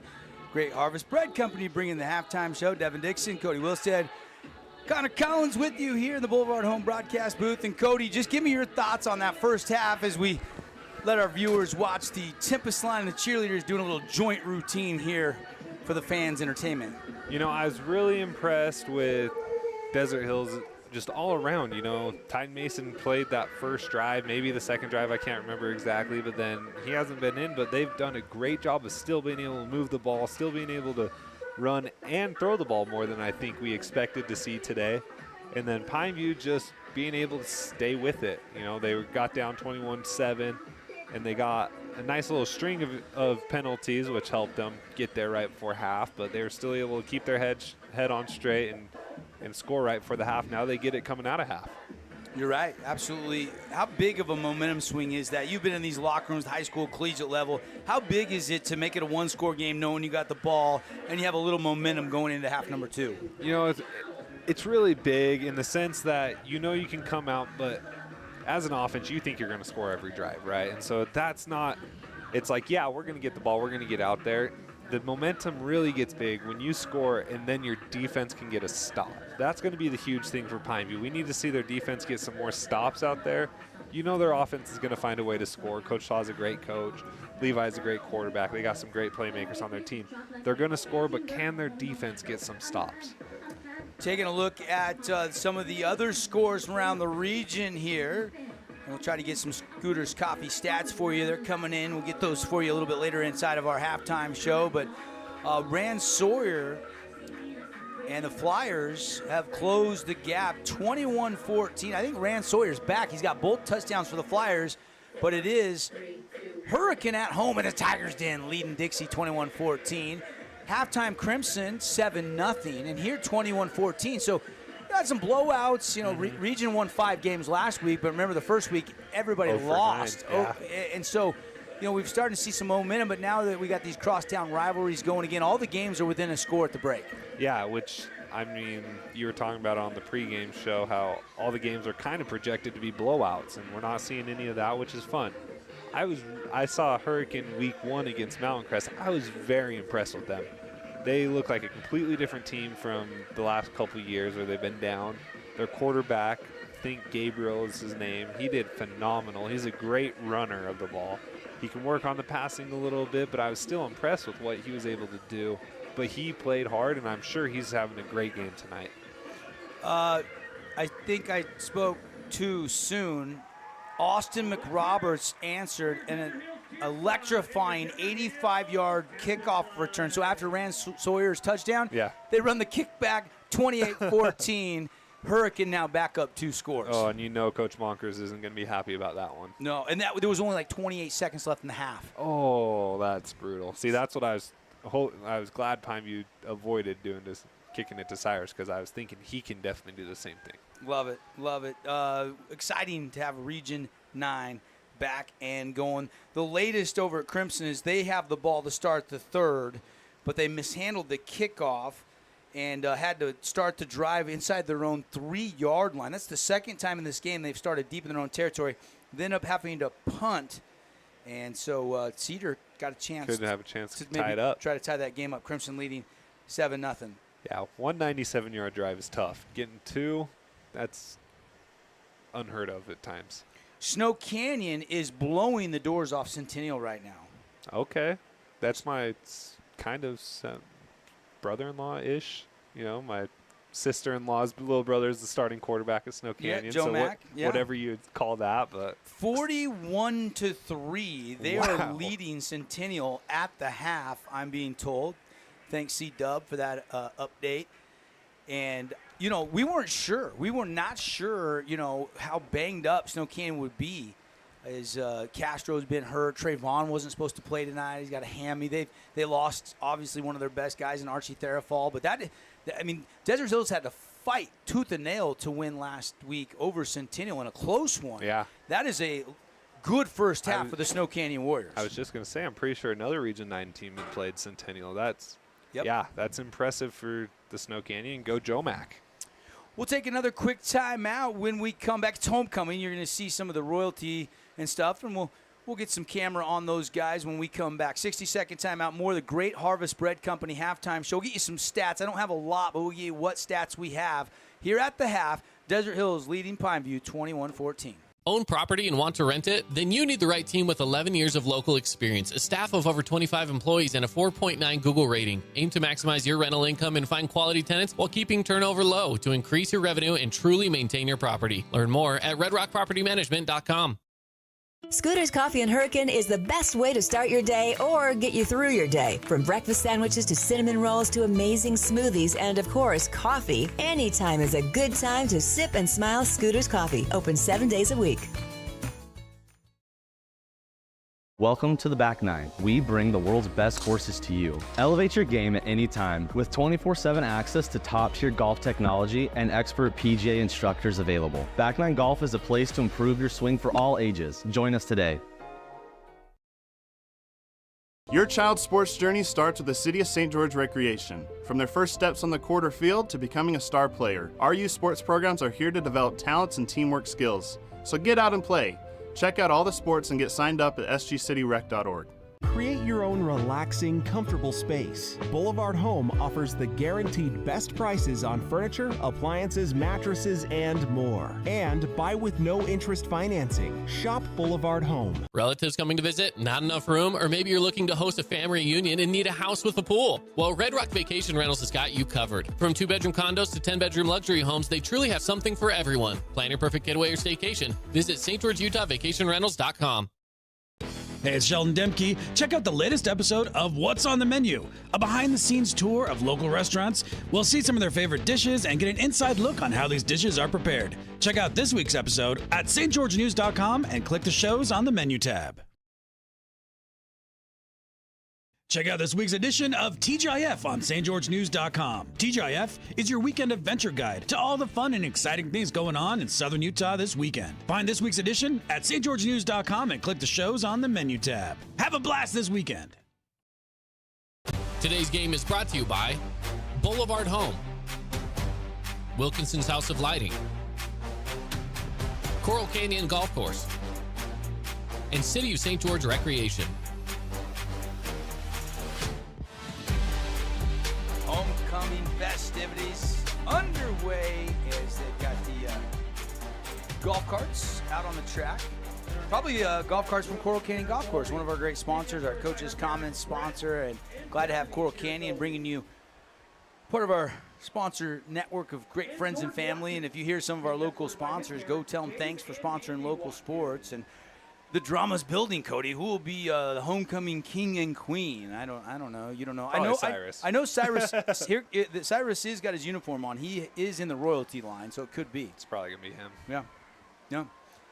There's Cyrus Polo. You can't see him on our television screen, just out of the bottom of the picture there. But Devin Dixon, Cody Wilstead, Connor Collins. I'm bringing CC here. CC, what did you see in that first half? Obviously, Titan Mason's return is questionable, I would say, at this point. But Pineview's showing a lot of fight, just a one-score deficit. Yeah, I know it sucks for the Thunder, but I think that does bode well for Pineview. As far as Titan Mason maybe being out for that second half, that could be something that could really help Pineview kind of find themselves back into this game. At one point, it seemed like Desert Hills was able to get whatever they wanted on the ground. I mean, Cody, you mentioned it during the broadcast. The offensive line was moving guys about 3-4 yards off the ball. When you're able to have that type of success on the offensive line, it makes everything easier. Whether you're the running back, quarterback, wide receivers, everybody else is able to function. As you know, those guys up front are getting blocked. So Pineview, I want to see them try to get back, apply a little pressure, maybe send some blitzes, something off the edge, maybe try to send some guys down the middle. But you want to try to get pressure because the last thing you want is Garrett Grondell without Titan Mason to just sit back there and be able to pick you apart. Very impressed with some of the statistics. We don't have a ton of statistics, but I'll give you what we got, brought to you by Scooter's Coffee. Before we do that, I do want to say Cedar has tied the game. Okay.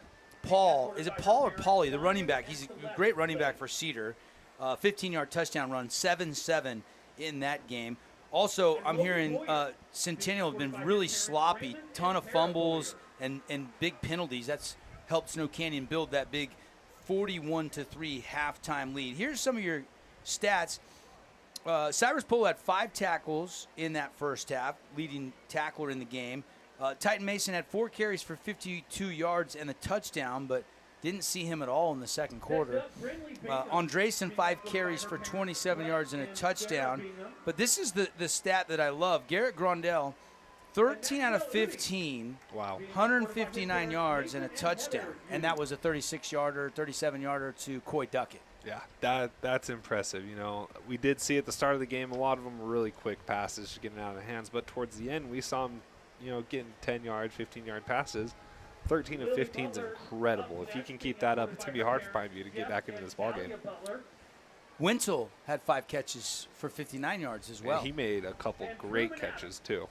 Some of those weren't necessarily on target. He had to come back, make good get out stretch, but he did a great job. Yards after the catch too went Yeah. to. I think there's been a few plays where, again, all the talk has been about the 5-star tight end for Pineview. Well, this guy over here is like, well, we're playing it the old-fashioned way. He has kind of that George Kittle, that T.J. Hawkinson, where he wants to mix it up with you a little bit, not just make plays on the outside. Yeah, no, absolutely. It's been fun to watch Austin, especially, again, 2 years ago seeing him. He was just a little sophomore, just skinny, not coming into his body, you know, and so it's been really good to watch him fight for everything today.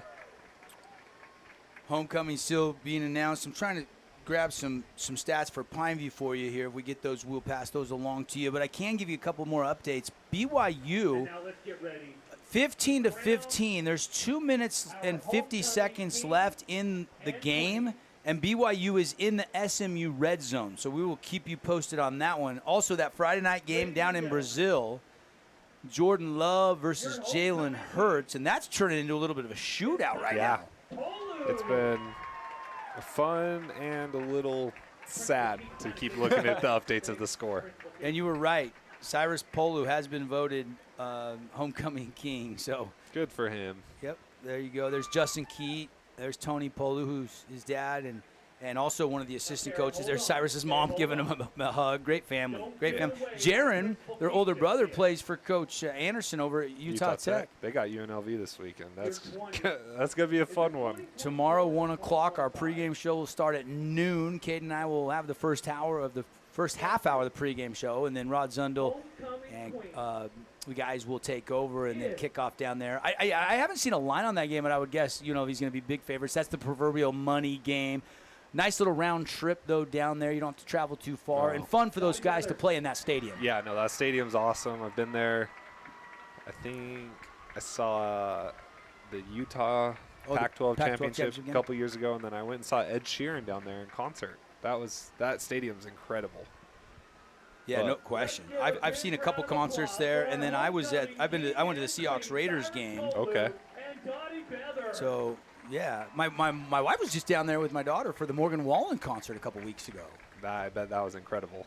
Probably as many people in that place as a Raiders game. Probably more. Probably more expensive for a ticket too. Right. I looked at that. It was like $400 a pop for the nosebleeds. Yeah, no question. No question. 26-24, though, to finish my thought. Green Bay is leading Philly. It's early in the third quarter. Packers lead by 2.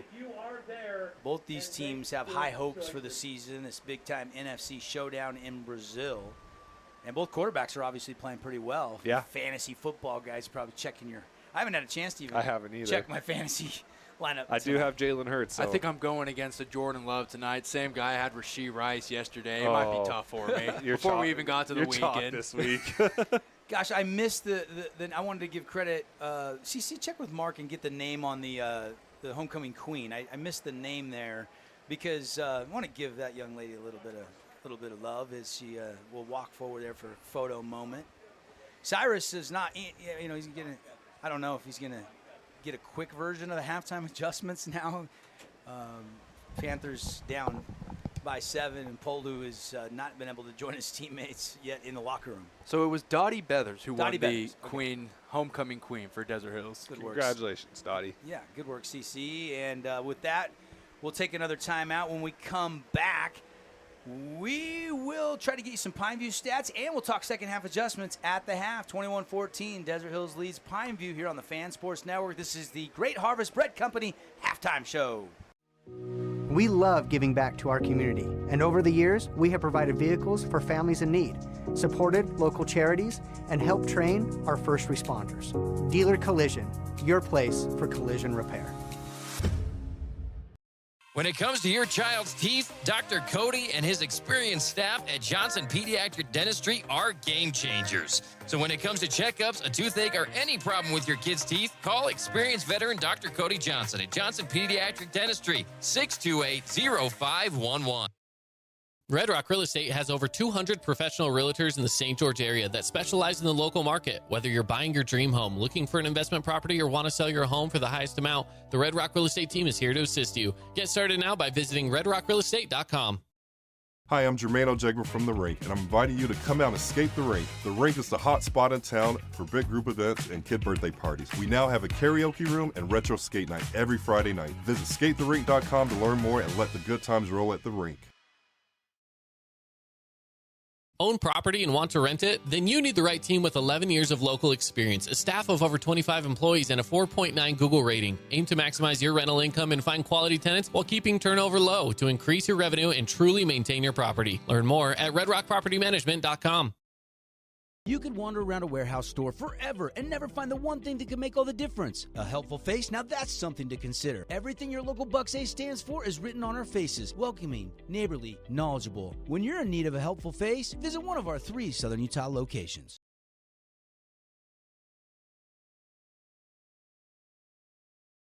Hey, it's Sheldon Demke. Check out the latest episode of What's on the Menu, a behind-the-scenes tour of local restaurants. We'll see some of their favorite dishes and get an inside look on how these dishes are prepared. Check out this week's episode at stgeorgenews.com and click the shows on the menu tab. Today's game is brought to you by Down East, House of Jump, Beauty and Associates, and Best Friends Animal Sanctuary.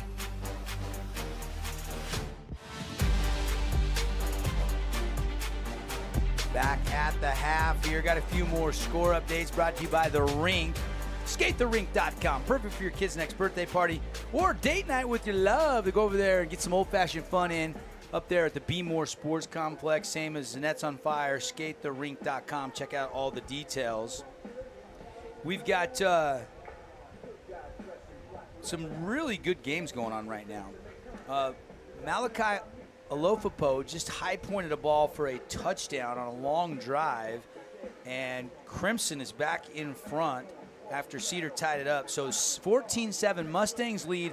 About 10 minutes left, or about 6 minutes left in the third quarter. Yeah, and some stats I promised you. How about 12 first downs in that first half for Pineview? Wow. And only 26 yards rushing, and 11 completions for 19 attempts there for Levi Shaw. Pretty good percentage there. He came in about 56%, so doing a little bit better than his average. And threw 2 touchdown passes in that first half. I love this from Pineview. Only 1 penalty in that first half. Yeah, that's huge. We've noticed that Desert Hills has had a couple penalties that really bit them in the butt. You know, that last touchdown by Pineview, they had 2 pass interferences that were huge. They had that delay or that unsportsmanlike right at the end that moved him back, maybe didn't give him a chance to go for it right before the end of half.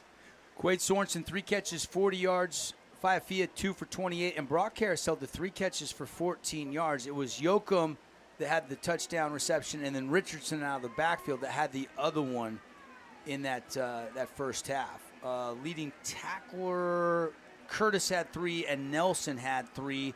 Himmelwright also with 3. So you had 3 guys with 3 tackles there. Some of the Scooters Coffee stats. Scooters Coffee, check it out in Hurricane. You're going to love it.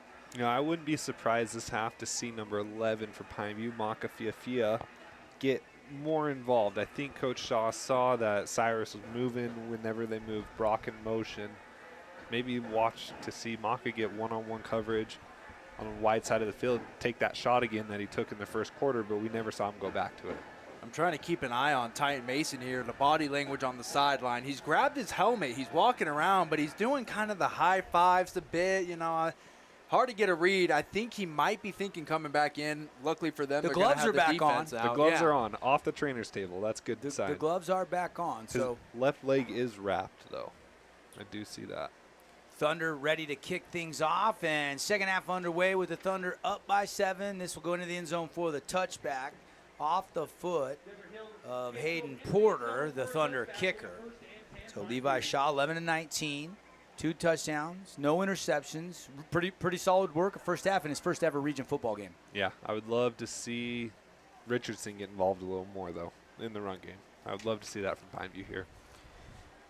Tonight's game brought to you by Dealer Collision, proud sponsor of Region 9 football. If you've been in a fender bender or a collision or major accident, Dealer Collision will repair your vehicle right. Proud sponsor of our coverage here on the network. And appreciate the Back 9 Golf. Experience the Back 9 indoor golf. Take your game to the next level. I need to go practice at the Back 9 after today's round. Right. Run up the middle to Richardson. Cody wants to see more of that.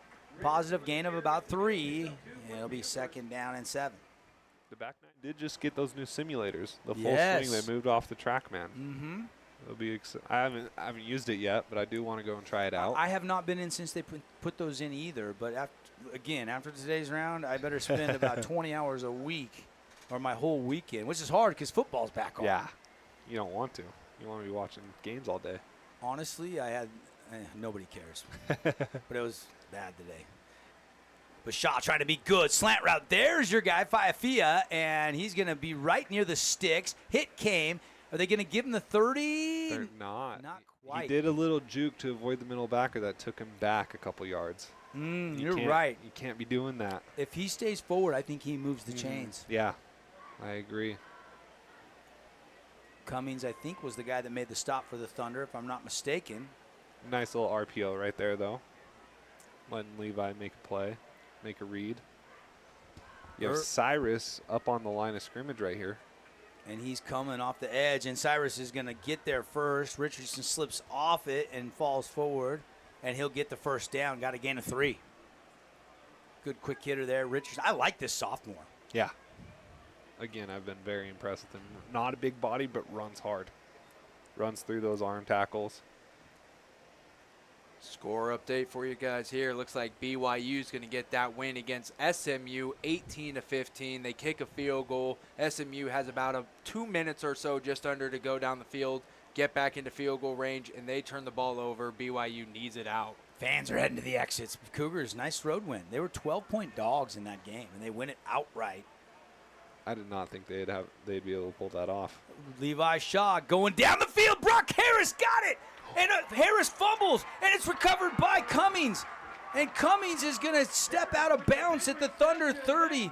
Oh, it just got swatted out of the hands of Brock Harris. By Cyrus Polu. He got beat across the middle, but then made a play and forced the fumble. Brock's got to be more careful with the ball right there. What a play by Cyrus Polu, though. Yeah, never out of it, even though you're right. Great assessment there. Harris had a step, made the catch, made a football move. He took 2 or 3 steps, and then that right hand, that huge swat down. You know, you don't see that a ton at the high school level. That's a smart heads-up play by Polu. Oh, yeah. And what a fortunate bounce he got. I mean, how Seriously. did that ball not fall out of bounds there? Yeah, bounced right to Cummings, who was coming off the other corner. And now the Thunder, that's the first turnover of the game, and the Thunder go right to work. Maybe got away with a hold, turning it up inside the numbers and out to the 32-yard line. Trey Horton right there on the end around, getting outside of his guys. This is a good run. Yeah, pick up a 6. I can't believe that. What just happened? I mean, that's Brock Harris. That's your guy. He can't be making those mistakes right there. Well, you know that Coach Boyer, they wanted to drive down a score on that opening possession, tie this game, and grab that momentum. And what a great ball, great catch, way to get separation even. You know, it's just, that's just brutal for those Panthers. Defense will have to try to maybe answer with a takeaway of their own. Motion by Wintle. They'll run to his side, and there is Titan Mason back into the game, and he will move the sticks. That's a fabulous Freddie's first down, a pickup of about 5, maybe almost 6 yards. Fuel it up, wash it down. You in a car, feeling fabulous at your 2 Southern Utah Fabulous Freddie's locations. Looked fine on that run, didn't he? Yeah. It's going to be good to have him back. You know, you want to be able to, for Pineview, you want to play a team at their full strength. For Desert Hills, you don't want to go into the game not having your best player. Just a reminder, coming up in our Johnson Pediatric Dentistry post-game show, we'll hand out a bunch of awards. Our Appliance Wholesalers Plus Playmaker Play of the Game, Jersey Mike Sub of the Game, and the Findlay Subaru Star of the Game. Motion, give to Young. Gavin going to turn it north and south and get it out to the 45-yard line, and another productive play on first down for the Thunder. Gavin Young, junior wide receiver, only 5'8", about 160, 165. I want to see him take a shot right here. You know, 2nd and 4, you know you can get it. It's not – Pineview hasn't shown that they can stop you. I would love to see a shot play right here. You guys smell that? That's Simon's dad out there cooking. Big V is roasting a pig out there, and I want some of that pork. Absolutely. Wintle in motion. Quick pass complete to Young. Young, first down and more into Panther territory down to the 45-yard line. Quick hitter, short passing game, almost just an extension of the run right there. You get it out really quick. And Grondell continues to be near perfect tonight. He's only missed on 2 incompletions in this game. Yeah, I'm trying to think what they were, too.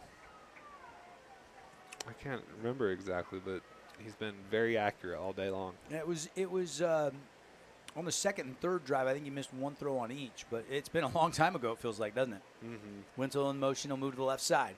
He'll come back and crack inside. Good block by Wintle, and that frees Mason right up the middle. How did the Thunder go from having Titan Morris to Titan Mason? They're both big, strong, they're downhill backs. They run identical to each other. Yeah.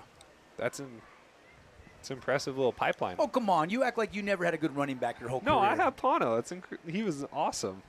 Pano's still boxing? No. No, he's done. No, he's done. He did that for a while. He got really good. He went pro, didn't he, for I think a while? he did for a little bit. I had him and Prentice Miller. Yeah, and Prentice was incredible, too. He was. He was a speedy back. Prentice even played a little semi-pro football for a couple seasons, didn't he? For the Zion Lions. I remember that. False start, going to back up the Thunder 5. Really, I mentioned Pineview, only 1 penalty in the first half. Desert Hills hasn't had too many penalties. They had the unsportsmanlike. And their defense has. A couple neutral zone infractions, but it's not been a flag fest of any sort. Bad snap over the head of Grondell. He's going to try to pick it up. He does. Got to throw it away, and he doesn't throw it away, and he's going to lose huge yards back to the 43-yard line.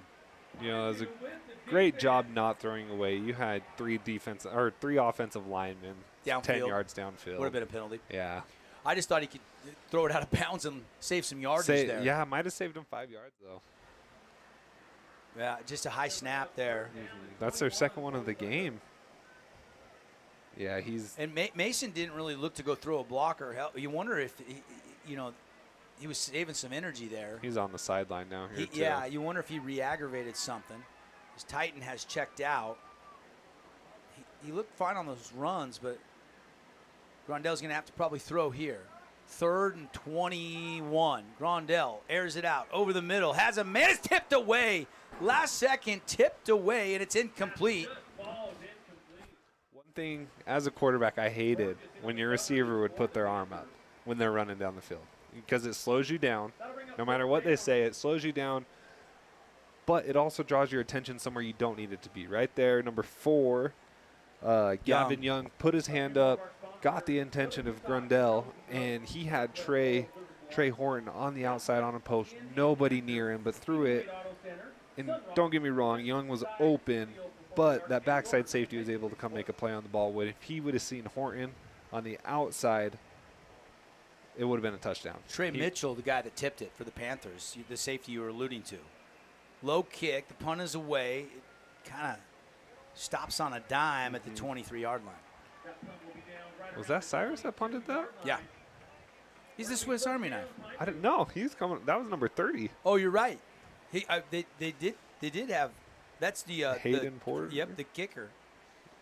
I was going to say, it's not a normal Cyrus punt right there.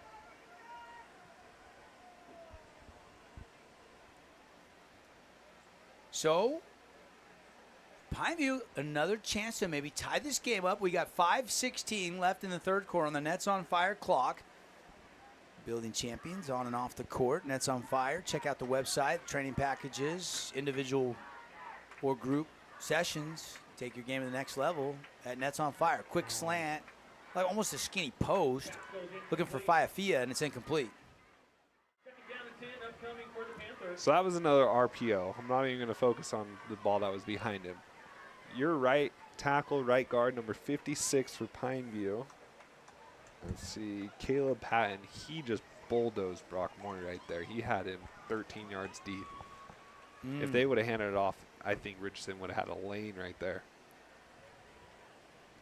It always seems to happen. Always seems to happen when, as the quarterback, whatever read you make is the wrong one. Second down and 10 for the Panthers. Shaw looking to throw. Clean pocket, has some time underneath, crossing route complete, and taking a shot there was Maka Fiafia. And Cyrus Polu on the stop. That's tackle number 7, plus a forced fumble. So Cyrus is starting to stack up some numbers, and he does play downhill. You got to be careful. I think he led with the shoulder there. Cyrus knows he's so big he can knock you down with that shoulder tackle. And you saw Maka on that replay. He kind of saw Cyrus and got a little tense right there. But I don't know if you saw. There was a guy 5 yards away from Maka, and Cyrus was about 12 when he caught it. And Cyrus beat the guy that was 5 yards away to Maka. That's why he's going to the University of Utah. Exactly. To play for Morgan Scalley's defense. Third down and 8. Short 2-yard gain, but another completion for Shaw. Got to move the chains here. Over the middle, looking for his tight end, and he got it. Yoakum. Yoakum having a nice night. That's his third catch. That's a penalty down here on Desert Hills sideline. Uh-oh. That's going to be a completion down to the 40. They'll mark it at the 48-yard line. That's about a 20-yard pickup to Yoakum on that tight end seam route. Nice little post over the middle. Hit him in between the cover 2 safeties. That was a great ball, great catch. He got hit in the back as soon as he made the catch. Take another look on the Holbrook asphalt replay here. Shaw just going to him the whole way. He saw Cyrus over here shading to help out over Brock and knew he had that post. 3:55 and ticking left in the third. Pineview approaching midfield with a fresh set of downs in our Boulevard home game of the week. They'll run it to Richardson. Richardson, nice cut up the middle, spin move, and that's an 11-yard gain for Richardson. He's just sneaky, has some subtle little moves, reading the blocks well. And that was number 11 for the Thunder, Zachary Darger, who's had a couple nice games, led them in tackles in that Lehigh game, if I'm not mistaken. I think he had a team-high 9. And fresh set of downs again. They'll run it to Richardson, this time off the right side, fighting for yardage, and he'll pick up at least 4. And maybe they'll spot him back. And we got to keep an eye on number 1 for Desert Hills, Brock Moy. It's been a couple plays in a row. He's been getting driven back. You can tell he's getting frustrated. He's hitting his helmet with his hands. Well, he's been a little nicked up.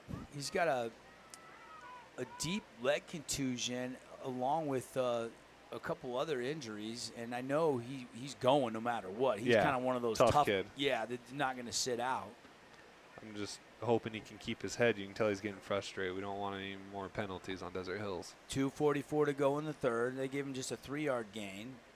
And now on second down, Shaw's looking to throw. Pressure comes, and he's sacked. Ball comes out, but Pineview gets back on top of it. That was Bo Meredith that got off the left edge and got the sack. Yeah, I liked how they ended up actually switching Bo and Brock. They moved Bo up to the DN position, moved Brock back for the second half. And what a play. Just used his speed to get around that right tackle right there. Boston Wilden was the Panther that got on top of that loose ball. That was a fumble, so give Wilden some credit for keeping the possession. They do lose about 6 yards, though, and it'll be third down and 12. Do have a score update brought to you by The Rink, skatetherink.com. After 3 quarters, Crimson 21, Cedar 7. That one just over Crimson at the field house. To run away with that. Yeah, they got a turnover off of Kelling and then went and scored. taking a shot. Brock Harris going up high. It's tipped and intercepted. And here comes Darger, I believe. Zachary Darger, and he's going to take it out to the 35 of the Thunder. Pretty good return off that tip. They were trying to find Brock Harris over the middle. Yeah, Levi, you got looking at that, you can't look at Brock the whole way. He's been doing that a little bit, but it's been at the other receivers where they're one-on-one. Brock has two guys on him. Cyrus Polo gets his hand on the ball, tips it up, and leads to the interception right there. Hey, good news for you Saquon Barkley fantasy football owners. Eagles have taken a 31-26 lead. A hat trick. Saquon Barkley in his debut. 3 touchdown runs tonight already. I do not have Saquon Barkley, unfortunately. I think I have him in one league. And guess who's back at running back for the Thunder? Titan Mason. They'll give it to him. Mason, stiff arm, breaks the low tackle, will dive ahead. And it'll be a pickup of 6.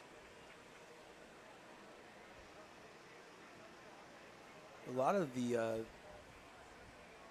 plays in the game coming from a lot of the scores in that Eagles-Packers Friday night special in the NFL on the ground, because Love and Hurts are not exactly – and, I mean, when Saquon's got 3 touchdown runs, there's not a lot of points to be had for Jalen Hurts, is there? No. That's a heck of a debut there for Saquon, and Giants brass are like, why didn't we pay him? You saw Brian Dable announce, I guess, was it this week, CC? Brian Dable said he's taking over the play calling in New York. I think that's a good call. If I'm going down calling the plays. I think that's a good call. They'll run it to Titan Mason. He'll jump cut outside, has a little lane to the midfield, into the secondary, and Titan Mason gives himself up there, as he is definitely not 100% right now.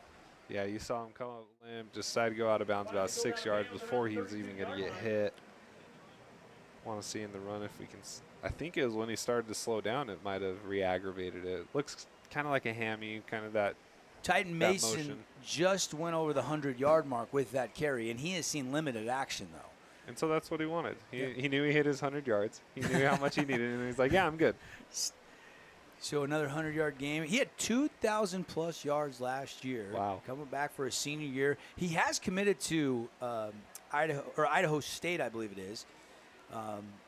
Quarterback draw, Garrett Grondell. Grondell going to take it down inside the 25-yard line, and then gang tackled by a pack of Panthers. His helmet just came off, and in high school, he's going to have to come out now. So we're probably going to see either Max Brownstein or Andresen. One of those. Yeah, one of the two. What's that, CC? Looks like number 7, Andresen. Yeah. Who's going to come in for this one play. And they got high hopes. He's just a young pup. He's just a sophomore, 6'3", 180 pounds. That'll do it for the third quarter, though. They're not going to snap a play. He'll be fine. He'll be able to come in now. Yep. So they don't have to run a play here. A quarter will come to an end, and we'll step aside, catch our breath. Nobody scores in the third quarter. Thunder driving when we come back, leading on the Wilkinson's House of Lighting scoreboard, 21-14 over Pineview.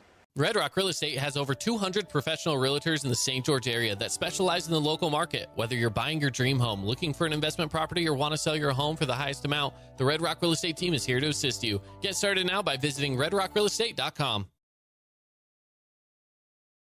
Asphalt. It's not something we think about much, except when it's in bad shape. At Holbrook Asphalt, we help cities, HOAs, and businesses avoid replacing painfully expensive roads and parking lots. To avoid the cost of replacing asphalt, you must effectively preserve it while it's still in good condition.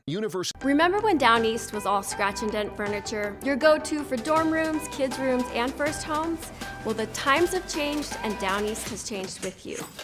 Down East is proud to offer our beautiful collection of high-quality furniture designed to elevate your space and make a statement. From stylish sofas and dining tables to cozy bedroom collections. If you're starting fresh or looking to upgrade, Down East has everything you need to create the home you'll love. Today's game is brought to you by Boulevard Home, Wilkinson's House of Lighting, Coral Canyon Golf Course, and City of St. George Recreation. Back to live action here at Desert Hills. Up the middle, shot out of a cannon. Titan Mason, he just went over 100 yards, and now he's going to go for his second touchdown score of the night, and he's going to get up really ginger. but back to a 2-score lead, 27-14 after that touchdown run of 24 yards. I believe that puts him right at 124-125 on the night. Yeah, I don't know if he's going to come back I in the don't game know after either. that one. He's getting a little bit carried off the field, maybe a little unnecessary, but I mean, it's region play, but it's early, and you need that guy if you're going to make a deep run in the postseason, don't you? yeah, being up 2 touchdowns, I think if Pineview gets it close again, gets it within 1, they score on this next drive, you see him again. But if they don't, I don't plan on seeing Titans back in this game. Extra point brought to you by our friends in Kanab, Utah. Best Friends. Take home your new best friend. They have dogs, cats, rabbits, horses. You can adopt snakes. You name the pet, they've got it. Take home your new best friend. Cody wants to adopt a cute little puppy dog. I actually just bought my wife one Oh, a month really? ago. You could have went and adopted one at Best Friends, maybe for number 2. Yeah. No, that's never happening. So We'll keep it right here. Timeouts tonight brought to you by Luke Hewdy at American Family Insurance. Devin Dixon, Cody Wilstead. And Cody, every time Pineview's grabbed a little momentum, Desert Hills has snatched it right back.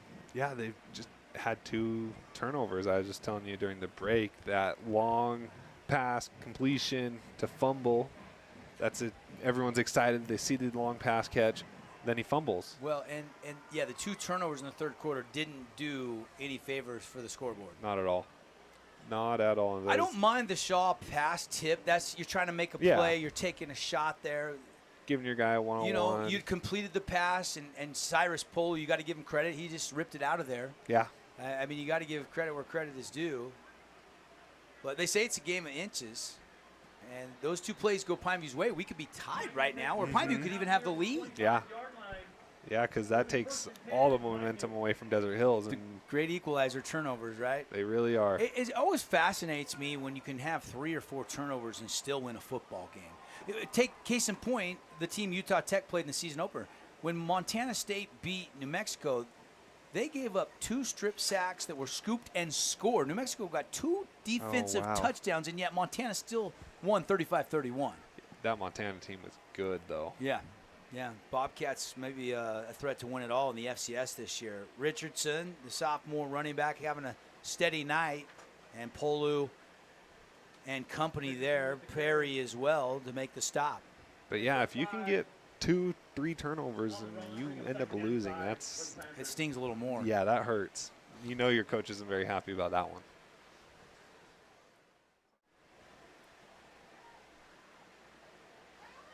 Take another look, go back to that touchdown run for our viewers on the fansportsnetwork.com. But Mason from 24 yards out. Now it's Shaw's turn to answer. Run it to Richardson. Good blocking. Richardson going to get a first down out to the 39-yard line. First down brought to you by Fabulous Freddy's. We saw Brock Moy come from the other side linebacker, came over and made that play. Good job chasing him down.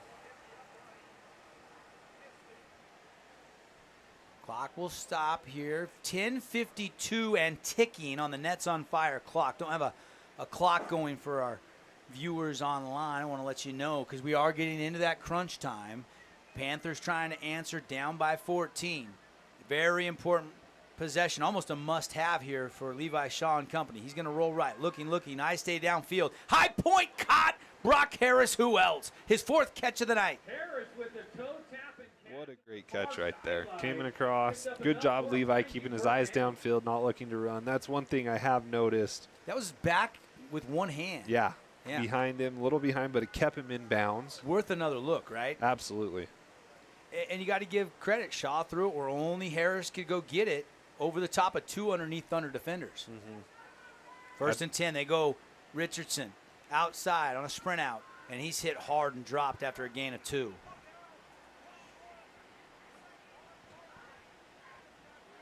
You don't have to go no huddle, hurry up, but you do need some tempo here for your sense of urgency, absolutely. Get the play calling a little faster, get up to the line, maybe not as many motions. You got an experienced play caller in Todd Shaw, who was with Coach Hausner for all those years. Coached you when you were a Panther, right? Yeah, he called plays my freshman and sophomore year. Yeah. Out of the shotgun, Levi Shaw, junior quarterback, ready. He's had good poise tonight. Underneath, Harris again, stiff arm. Running backwards. And he is going to get a little bit of that backwards run back. Tried the stiff arm, worked for a second, and then tripped up. Yeah.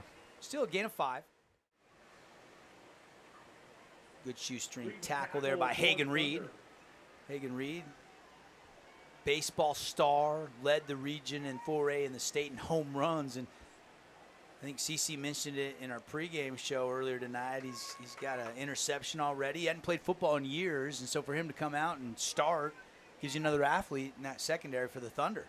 Yeah, it helped having Cooper Clark get Oh, and almost intercepted. Shaw was rolling right. Cyrus Polu, I think it was some miscommunication because Polu was the only one that could get to that football, but he can't make that one-handed grab. Yeah, again, just Levi and his receivers not on the same page, I don't think. He was trying to throw it to Harris. He was the closest Panther, so it had to be intended for Brock. Yeah, I noticed Brock took that corner route a little shallow. The one thing, it's good and bad is Shaw has kept his eyes downfield. He always wants to make the pass, but he hasn't ran tonight. And he's had some open lanes. I noticed that the last time I watched Pineview plays, he doesn't look to run at all, even when he could get first down. Which as a receiver, you absolutely love. I love it. As a quarterback, it frustrates me. This is a big play, 4th down. Shaw drops back, steps up, and he's going to throw it. It's incomplete, and again, maybe could have ran up the middle, but had Fiafia, and it went off his hands, maybe deflected. I couldn't tell. A little bit behind him. A little behind, I think. Just coming up in the pocket. It's a tough throw. Again, I wish he would just run it. That's 2 plays in a row. I think he could have got the first down. One more shot here. Another look. Could he have ran for it? Maybe. We were just talking about that. I'm sure. Maybe not that one. The one before he definitely could have ran for. But that is a big turnover on downs, and you got to give credit to Desert Hills for getting the stop. And, I love the call to go for it there. Just couldn't execute. You have to, yeah. I mean, 9:02 to go, and Desert Hills will start this drive at their own 41. Up 28-14 on the Wilkinson scoreboard here in our Boulevard Home Game of the Week. It's not Titan Mason. It's Isaac Andresen, the sophomore running back, which they absolutely love. In fact, CC, bringing in Connor Collins, was it Polu or was it Boley or was it Titan Mason that gave praise to Andresen? Because I asked him, who's a teammate that's really pleasantly surprised you? And somebody said it's this kid, Isaac Andresen. So actually it was all 3 of them. At first it was Boley to kind of give him some credit, and then Cyrus Polu chimed in as well and said, this kid has really stepped up, and not only has he stepped up, but a lot of the guys in the locker room have gravitated around him. He's got a contagious type of personality, and it seems that that's been spreading throughout the Thunder locker room. We'll see. Titan's not going to come in this drive. You got to imagine his night might be done. Up 14 with the ball here at midfield. It's 2nd down and 1 after the 9-yard gain. They'll give it to the sophomore running back. He's got some room. Jump cut outside. Now he turns on the Jets. Down to the Pineview 30-yard line. That is a rip of 20 yards for the sophomore. And you could maybe have 200-yard backs tonight the way Andreas is running. And, again, just Austin Wintle setting up, coming across, creating a big hole right there for Andres to come through. Very impressed with not just his receiving tonight, but also his blocking. Take another look at that right tackle and the tight end. Both those guys got 71 for the Thunder. Did a nice job sealing. Devin, you could have ran through that hole back in your St. George Lion days. That's Michael Vandermeide that helped Wintle. Both those guys had key blocks. Looked like a young Connor Collins. Were you guys teammates for one season? One season, yep. It was weird. We got put in that 2020 season where we didn't COVID know what was season. going on for 8 months of the year. Run to Andresen again. Isaac Andresen. I think I called him Andreas last time. I apologize. I had a chance to talk with Isaac a couple weeks ago, and very likable young man, loves the game, had a huge freshman season, and now as a sophomore, this guy is a future star in the region, kind of like Richardson. Yeah. These two running backs, Andresen and Richardson, only sophomores. We're going to be calling their name for a couple years. Yeah, and they're little guys. They're little speed backs, but they don't have any problem getting down and dirty. 2nd down after another nice gain of 7. 3 yards to go. Garrett Grondale, who's been very sharp tonight, only misfired on a couple passes, and probably just going to hand off again here. Let that offensive line try to do some work. They run it on an end around, cuts it up the hashes, and Trey Horton's going to take it down to the 20-yard line. I think that's just enough for a Fabulous Freddy's first down. He'll pick up 3. Looks like it. Again on those jet sweeps, trying to get outside. He went back a little bit, trying to avoid one of the either the outside back or the DN, but able to make up that yards, end up with the first down right there. You saw on Andresen and Stuckey and Duckett all trying to get some blocks in there to spring that for maybe a bigger play for Horton.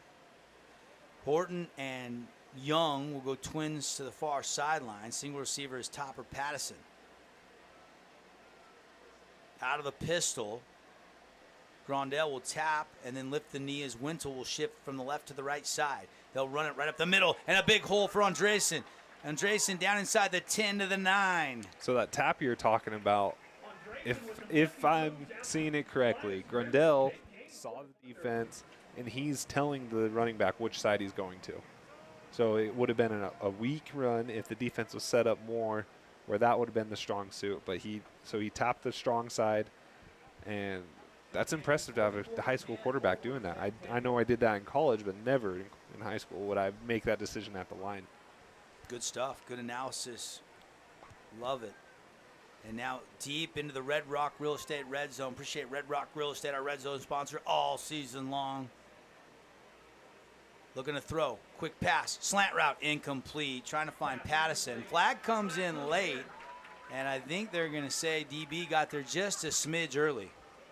Yeah, I want to see. I have the wall right in front of me right there. I don't have a good look. It's that slant route, you're trying to close on it, and it's a bang-bang play. Time, yeah. And it's going to go against the Panthers. Automatic first down.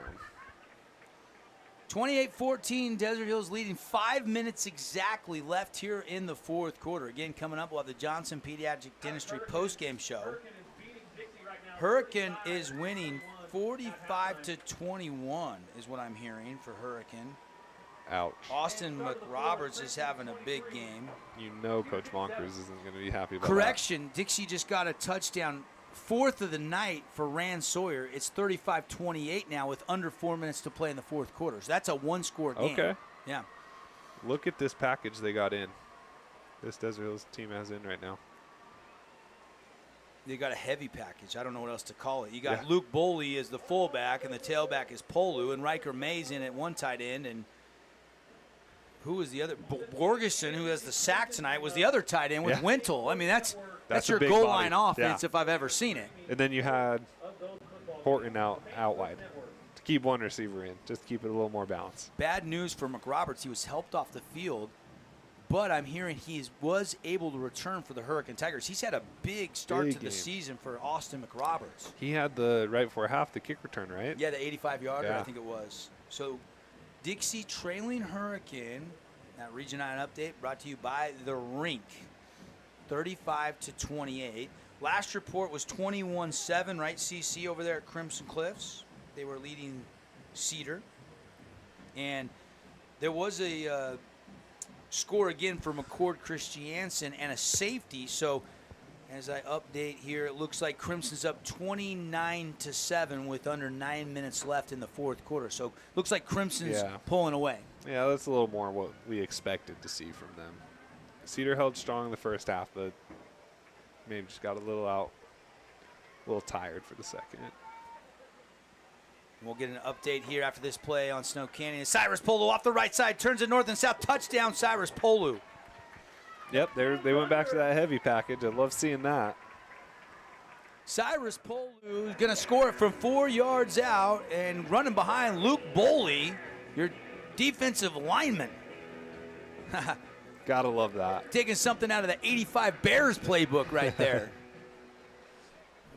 This game's starting to get away from us as well. Yeah, 34-14, PAT pending, brought to you by Best Friends in Kanab, Utah. They can stay at the Roadhouse, get an all-you-can-eat lunch for $5 as you check out the sanctuary. It's actually a really cool day trip in just an hour and a half, 90 minutes from St. George. It's up and good. We'll take a timeout. Thunder pulling away on homecoming night, 35-14. They lead over Pineview. Scooter's Coffee and Hurricane is the best way to start your day or get you through your day. From breakfast sandwiches to cinnamon rolls to amazing smoothies and, of course, coffee, anytime is a good time to sip and smile. Scooter's Coffee, open 7 days a week.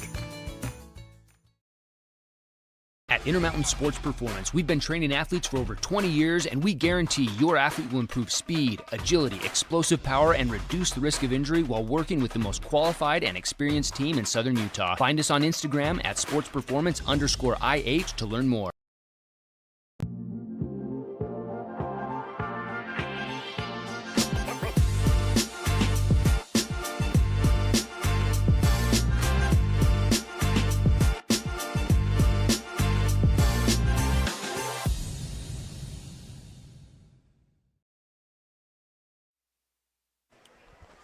And here's the kickoff return, and it's going to be out to the 30-yard line and then driven down. Tackle made by the Thunder, number 15, Boston Bundy. And on the kick return, that was number 4, Falanico, Colt Falanico. Is that Peter's little brother?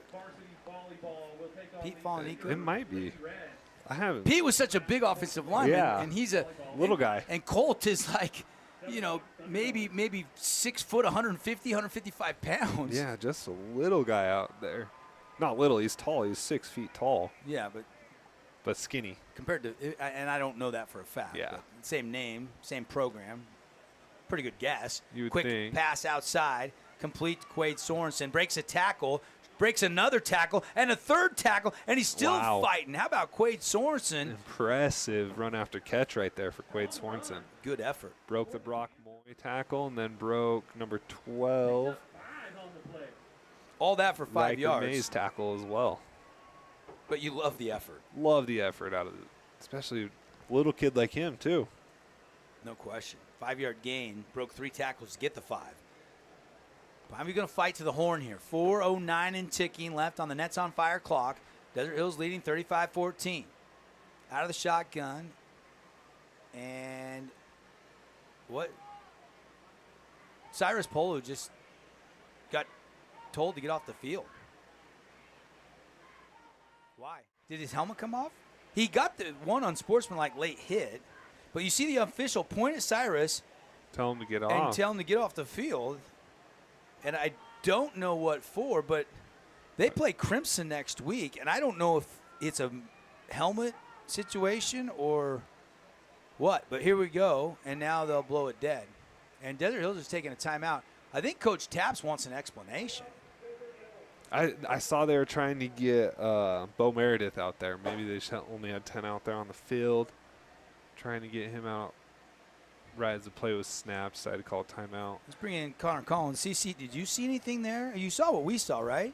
Yeah, I was trying to look back and see what exactly it was they'd be telling Cyrus to come out for, and I don't see him taking his helmet off or any type of showing that he's been disqualified. So you just saw like the hitchhiker, like maybe a uniform violation of some sort. I don't know. I mean, at this point in the game, I mean, but he's not you're going back in. You're not going to tell him to get off the coach here, and he's getting thrown back in. I wonder if his helmet came It must have off. been his helmet. Well, it didn't seem like a you're out of here. It was just like you got to go off the field. And now they take the timeout. Coach Taps now can put him back in. So that timeout was just to get him back in. So he's not ejected. That's good. Yeah, that's good because you got Crimson next week. You need him available because he's already had the one unsportsmanlike penalty on the late hit. So second he's down. Still out? They're going to say he has to go off the field now? I wonder what it was, because then that's not a helmet. I have no idea, and I'm not going to act like I do. But Polu is out on this play. We'll see if he comes back in next play. Shaw going to work. Comeback route, and caught and tackled immediately. They'll give him the forward progress to the 42-yard line. There is a flag on the play. Thrown right near the line of scrimmage, maybe a yard or two behind it. And here comes our crew tonight. It's going to be a hold on the Panthers. This one's coming back. Would have been 3rd and short. Yeah. Now the new rule this year is the hold is it's from the line of scrimmage. It's not from the. Interesting. Yeah, they changed that. The other big change that the emphasis is, you know how you always see the left tackle and the right tackle a yard back, and you can see that line kind of bend. Yep. there's an emphasis on everybody has to be, right on that center. line. Yeah. Don't let John Harbaugh hear you after last night. That was brutal last night watching that. You're right. A couple of my buddies thought the game was rigged for the Chiefs. I was like, that's just a new rule, and the Chiefs weren't doing it. Yeah, I mean, the rule has always kind of been your right foot off their left foot, right? So you got to cross the center's butt, honestly. Shaw's going to step up, and he's going to try to just get rid of it, and he does, and avoids a sack.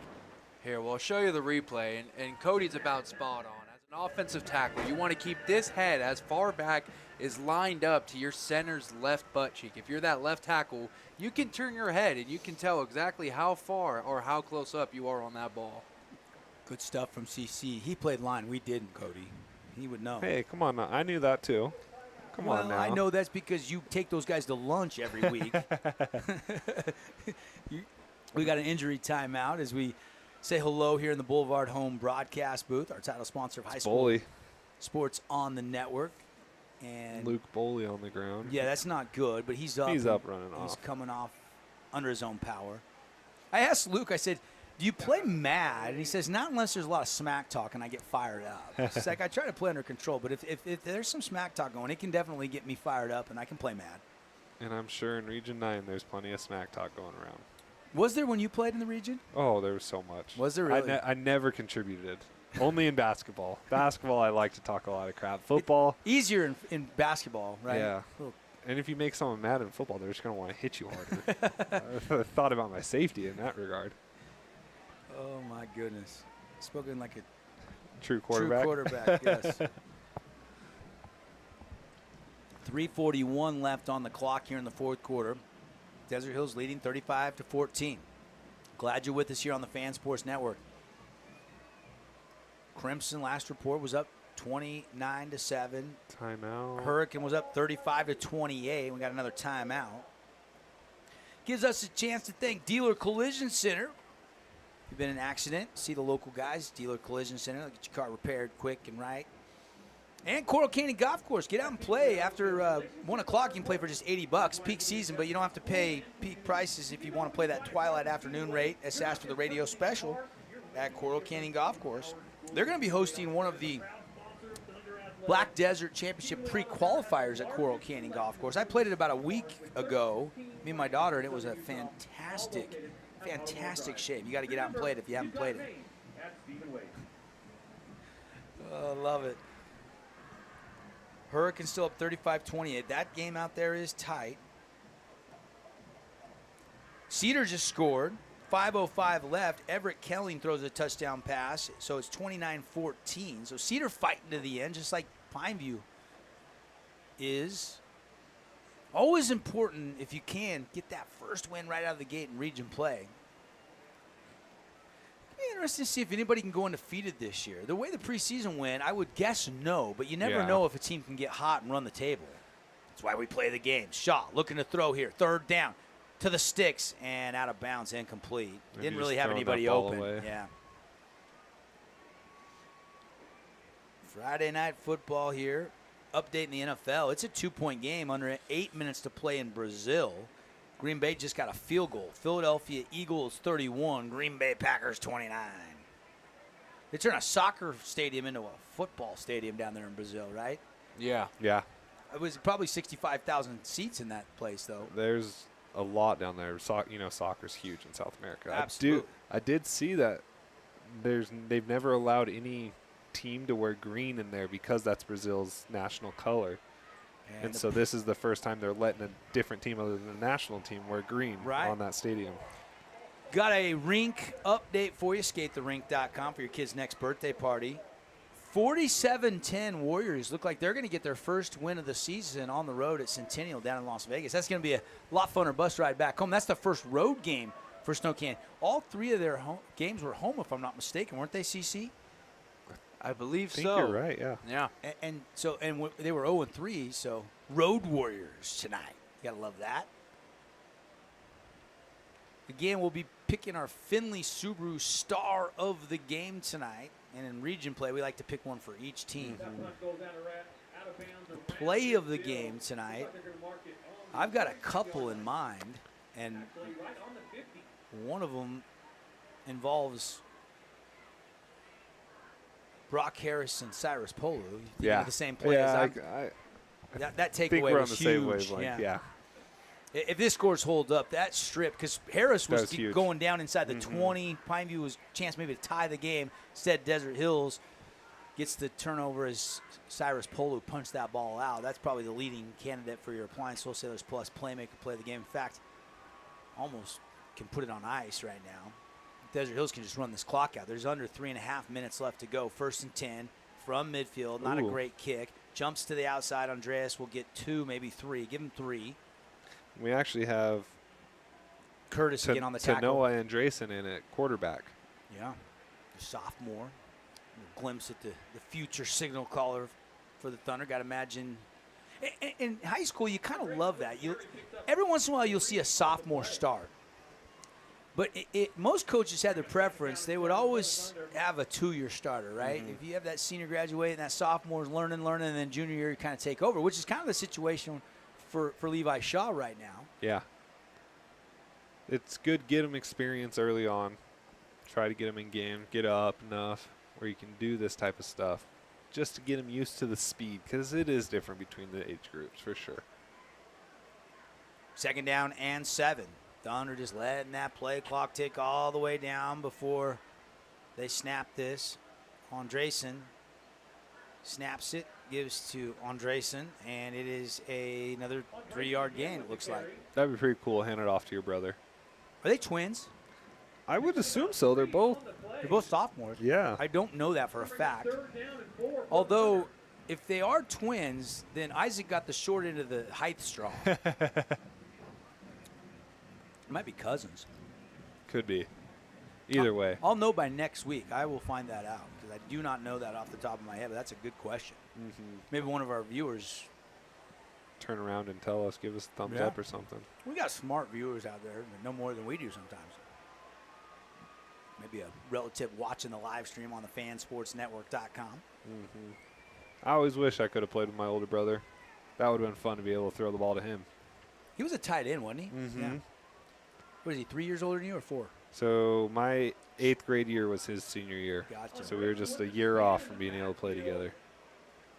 He always wants me to give him a shout out because he wore number 86, and that's Brock Harris's number. But I gotta say Brock probably wears it a little bit better. Who's your favorite brother, Logan or Cole? You don't have to answer that. Depends on what we're doing. Golfing. Oh, Logan for sure, because he's awful at golf. Cole can't beat me anymore, but there was a time where we battled back and forth. We got to get CC out on the golf course. He's got these new sticks he's got to break in. Got them extended and everything. When you're 6 tall like you guys, you got to get those extensions in those clubs. Yeah, Connor's even taller than I am, though. Punt unit out there for Desert Hills. They're going to kick this with under 40 seconds to go on the game clock, and Desert Hills going to win this game tonight. We have a listener coming through. Coach Frankie just texted me and said Tanoa and Isaac are first cousins. First cousins. Yeah, I looked at the size differential, and I was like, probably cousins. And Carl will be with me in the booth next week, and we'll be back here at Desert Hills. Next week is the second to last home game for Desert Hills. Really? They only have 3 region home games, and they don't have one after next week for like a month. That's insane. Well, there's only 7 teams in the region. But still, like 3 on the road, 4 on the road. With 3 and 3 is 6. You play 6 region games. That just seems wild. Yeah, they had Lehigh at home week 2. But yeah, one more road game than home games for the Thunder this year. There's a run off the right side by the Panthers. Looks like that'll do it. They don't have to snap it again if they don't want to. 24 seconds and ticking left on the Nets on Fire clock. And Desert Hills is going to jump out to 1-0 in region play. They're going to go to 2-2 overall on the season. Pineview's going to drop to 0-1 in region play and also 2-2 on the season. We're going to clean it all up with the Johnson Pediatric Dentistry postgame show, just like Dr. Cody, with your kids' dental needs. 2 Southern Utah locations. No time left. It's a final on the Wilkinson scoreboard. Desert Hills 35, Pineview 14. Stick around. Coming up, we've got lots to do. Awards, stats, final thoughts. Plus, we'll for our radio audience, stick around a little bit later. We'll have the Region 9 recap show coming your way with more analysis from all the action tonight. We'll take the break. It's a final, 35-14. Desert Hills gets the dub. When it comes to your child's teeth, Dr. Cody and his experienced staff at Johnson Pediatric Dentistry are game changers. So when it comes to checkups, a toothache, or any problem with your kid's teeth, call experienced veteran Dr. Cody Johnson at Johnson Pediatric Dentistry, 628-0511. Your child's sports journey starts with the City of St. George Recreation. From their first steps on the quarter field to becoming a star player, our youth sports programs are here to develop talents and teamwork skills. So get out and play. Check out all the sports and get signed up at sgcityrec.org. Remember when Down East was all scratch and dent furniture? Your go-to for dorm rooms, kids' rooms, and first homes? Well, the times have changed and Down East has changed with you. Down East is proud to offer our beautiful collection of high-quality furniture designed to elevate your space and make a statement. From stylish sofas and dining tables to cozy bedroom collections. If you're starting fresh or looking to upgrade, Down East has everything you need to create the home you'll love. Hi, I'm Jermaine O'Jegman from The Rink, and I'm inviting you to come out and skate the rink. The rink is the hot spot in town for big group events and kid birthday parties. We now have a karaoke room and retro skate night every Friday night. Visit skatetherink.com to learn more and let the good times roll at the rink. From bold statements to subtle compliments, Wilkinson's House of Lighting will help you more fully enjoy all the different spaces in your home. Stop in and see what's new at Wilkinson's House of Lighting, a proud sponsor of Region 10 Athletics.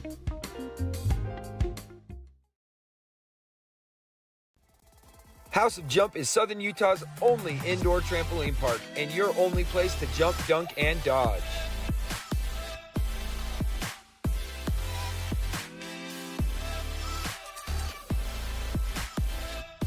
Head on over to our house, the House of Jump.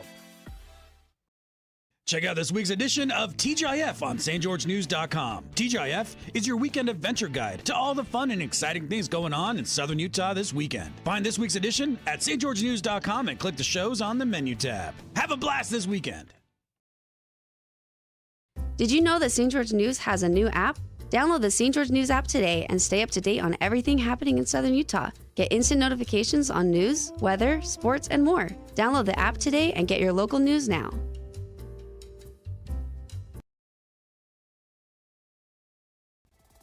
House of Jump is Southern Utah's only indoor trampoline park and your only place to jump, dunk, and dodge.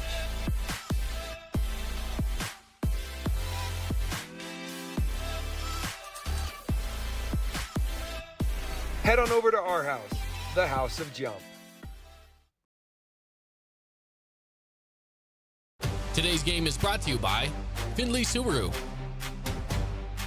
Honolulu Grill,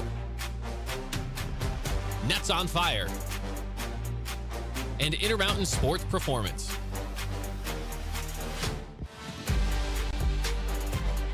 Hey, welcome back, everybody.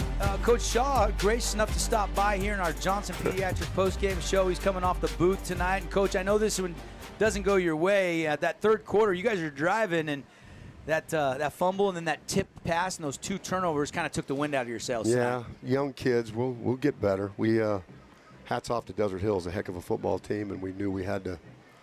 Can't fumble. You can't turn the ball over in those moments, but we did, and we'll go back to the drawing board and get better. What was the message to the guys in the locker room? I mean, you wanted to go down there and tie this game up there. That opening possession was yours. And we thought, we had a drive, and our first two drives kind of bogged down, or our two drives in the second half. I mean, the first half bogged down, so we felt like we could move the ball on them. And then, that turnover there, Brock trying to make a play, Cyrus made a good play too. So two good players just making a play, trying to make a play, and Cyrus got the best of them at that moment, and then Levi tried to get a little greedy and took one down the middle, but got tipped away. Those are young kids making mistakes. We're good enough. We just can't. We're not good enough to make mistakes right now. So, how much fun are you having coaching Brock Harris and you're coaching your son? I mean, that's an interesting dynamic in its own right? He's a great kid. So Brock Harris is one of the. He's a 5-star human being. That's the truth. Brock is one of the best kids I've ever had to be around. He doesn't act like a 5-star. He cares about kids. He cares about his teammates. He's just a great kid. And then Levi's fun. Levi's a smart kid. He understands his limitations, but he's really good at what he does, and it's fun. We're young, and we'll just keep getting better. I like Richardson. He's just a sophomore. We're going to be calling his name for a long time. Yes, and you know what? He's quality. He's a good kid, and he works hard, and he's doing a really good job for us. So we're close. We're just not close enough to make mistakes like that. So that's what we saw too up here. Just you guys were doing well, keeping up with the game, keeping yourself in. Made a huge play, and then Cyrus made. He did. Cyrus made a play. Yeah. And it's two great players making plays, and so I'm proud of them. We will just keep getting, trying to get better. We got our hands full. Hurricanes improved a ton. The region's tough. I think it's anybody's region though at times. I think it's pretty tight. It's a lot tighter than it was last year in some ways, and if we can, get a little bit better in some areas, I think we can, make some noise. So I'm positive. I think, good stuff. Yeah, good stuff. We just got to get better. It's going to be fun. Yeah. Cody thinks you're a much better play caller now than when he was a quarterback his freshman and sophomore season. I didn't say that. I did not say that. Well, we had another guy because that's Coach Shaw. Yeah. No, it's. I'm playing. You didn't say that. I probably am. The older you get better at some things. It's kind of like wine. It just gets better. But so, I'm probably a better coach now than I was when Cody was around. Less volatile, I think. Maybe more fun, more passion. Good stuff. Hey, thanks for stopping by, even in a loss, Coach. Appreciate Go talk with the boys and Appreciate you have guys. some fun. Yeah. Coach Todd Shaw, gracious enough to stop by on his way out of the broadcast booth. He was up top calling the game tonight. Desert Hills does get the win, 35-14. I've got a few stats starting to come in. Titan Mason, only 9 carries, 124 yards, 2 touchdowns tonight. And the question for Desert Hills moving forward, Cody, is how's that? Looks like a leg injury. Yeah, it's going to be huge watching him going forward. How is this week of practice going to look? Is he going to practice Monday, Tuesday, Wednesday? Are they going to hold him out? The kid knows what he's doing. Maybe you hold him out till the walkthrough on Thursday. Just let that heal a little bit. Hopefully come because they have a big game next week. Yeah, they do. Garrett Grondell only threw 1 pass in the second half, if I'm not mistaken. I think he was maybe 2. The slant here that got the PI doesn't count. Yeah, so didn't count. I think he was 14 out of 16 or 15 out of 17 tonight. Wow. Pretty efficient night for Garrett. Yeah. And obviously Desert Hills gets the win. He throws a couple touchdown passes. I think you could make a case for that one over the middle to duck it. Little post. That 36-37 yard one. That was a huge play. I mean, give Titan Mason credit, but that kind of broke the doors open a little bit and kind of really propelled Desert Hills forward. No, I absolutely agree. That was going to be my play of the game until the third quarter came around. But that put them up 14 points that Pineview was never able to come back from. So I do think that was such a crucial moment. It was a great pass, hit his receiver in stride, and his receiver made a great just sprint to the end zone after that. I'm not checking my fantasy. I'm trying to grab some statistics here just off the phone. My computer died. I forgot to plug it in tonight. I don't know what I was thinking on that. CC, your thoughts on this game as Desert Hills gets the win? Yeah, I think this was Get over here. Connor's been pushing all the buttons. Where's Connor? Make you look short. Look how short I am tonight. My goodness gracious. Yeah, no, I think this was another game for Pineview where they got to see some things they can build on. But, again, kind of what you and I have harped on, it's that fine line in the preseason where some teams, they either challenge themselves too hard or some teams take it a little bit too easily. And I feel like sometimes we see with Pineview in these past couple years, they get these preseason games where they look really good. They're throwing 350-plus yards a game. They're getting all these scores on the board.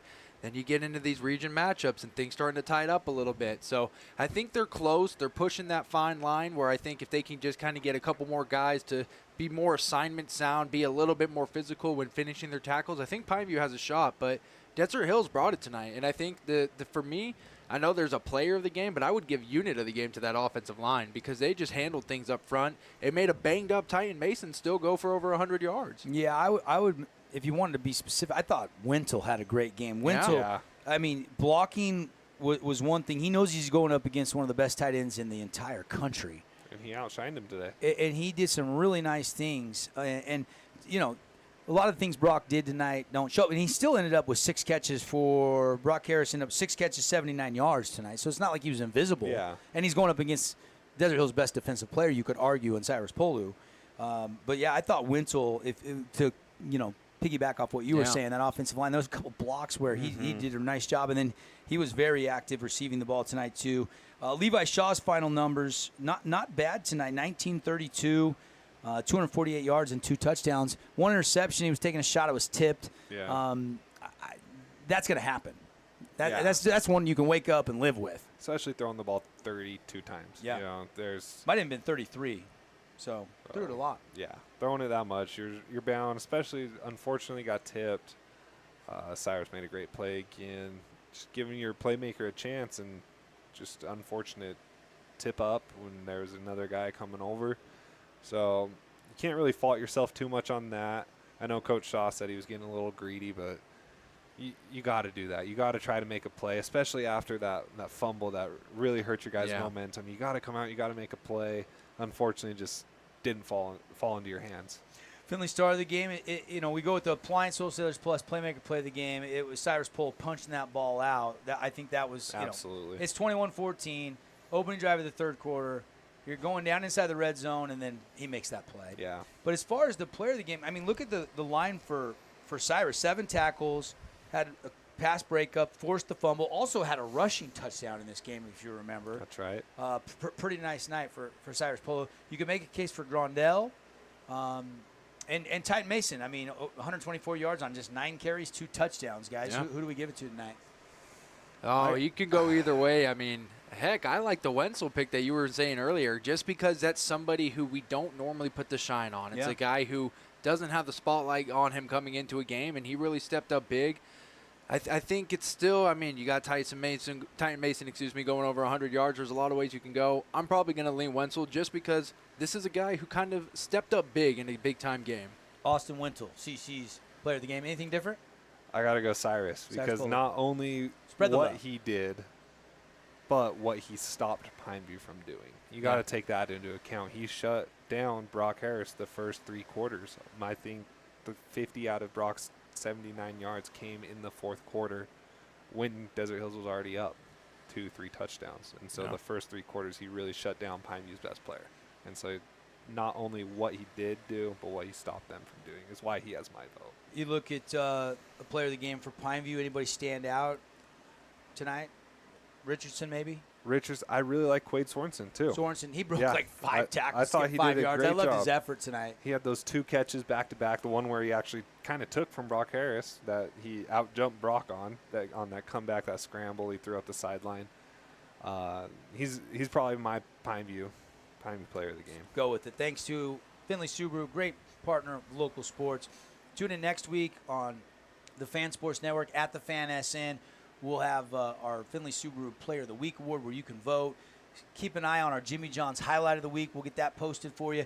We're wrapping up the month, so we're going to have voting so you can win a catered lunch from Jimmy John's to the team. By the way, the Holbrook Asphalt Big Score Dessert is on tonight, guys. So if you're just jumping in your car and you're leaving one of the home game in Hurricane, home game at Crimson, home game tonight at Desert Hills with Region Play starting, head over there.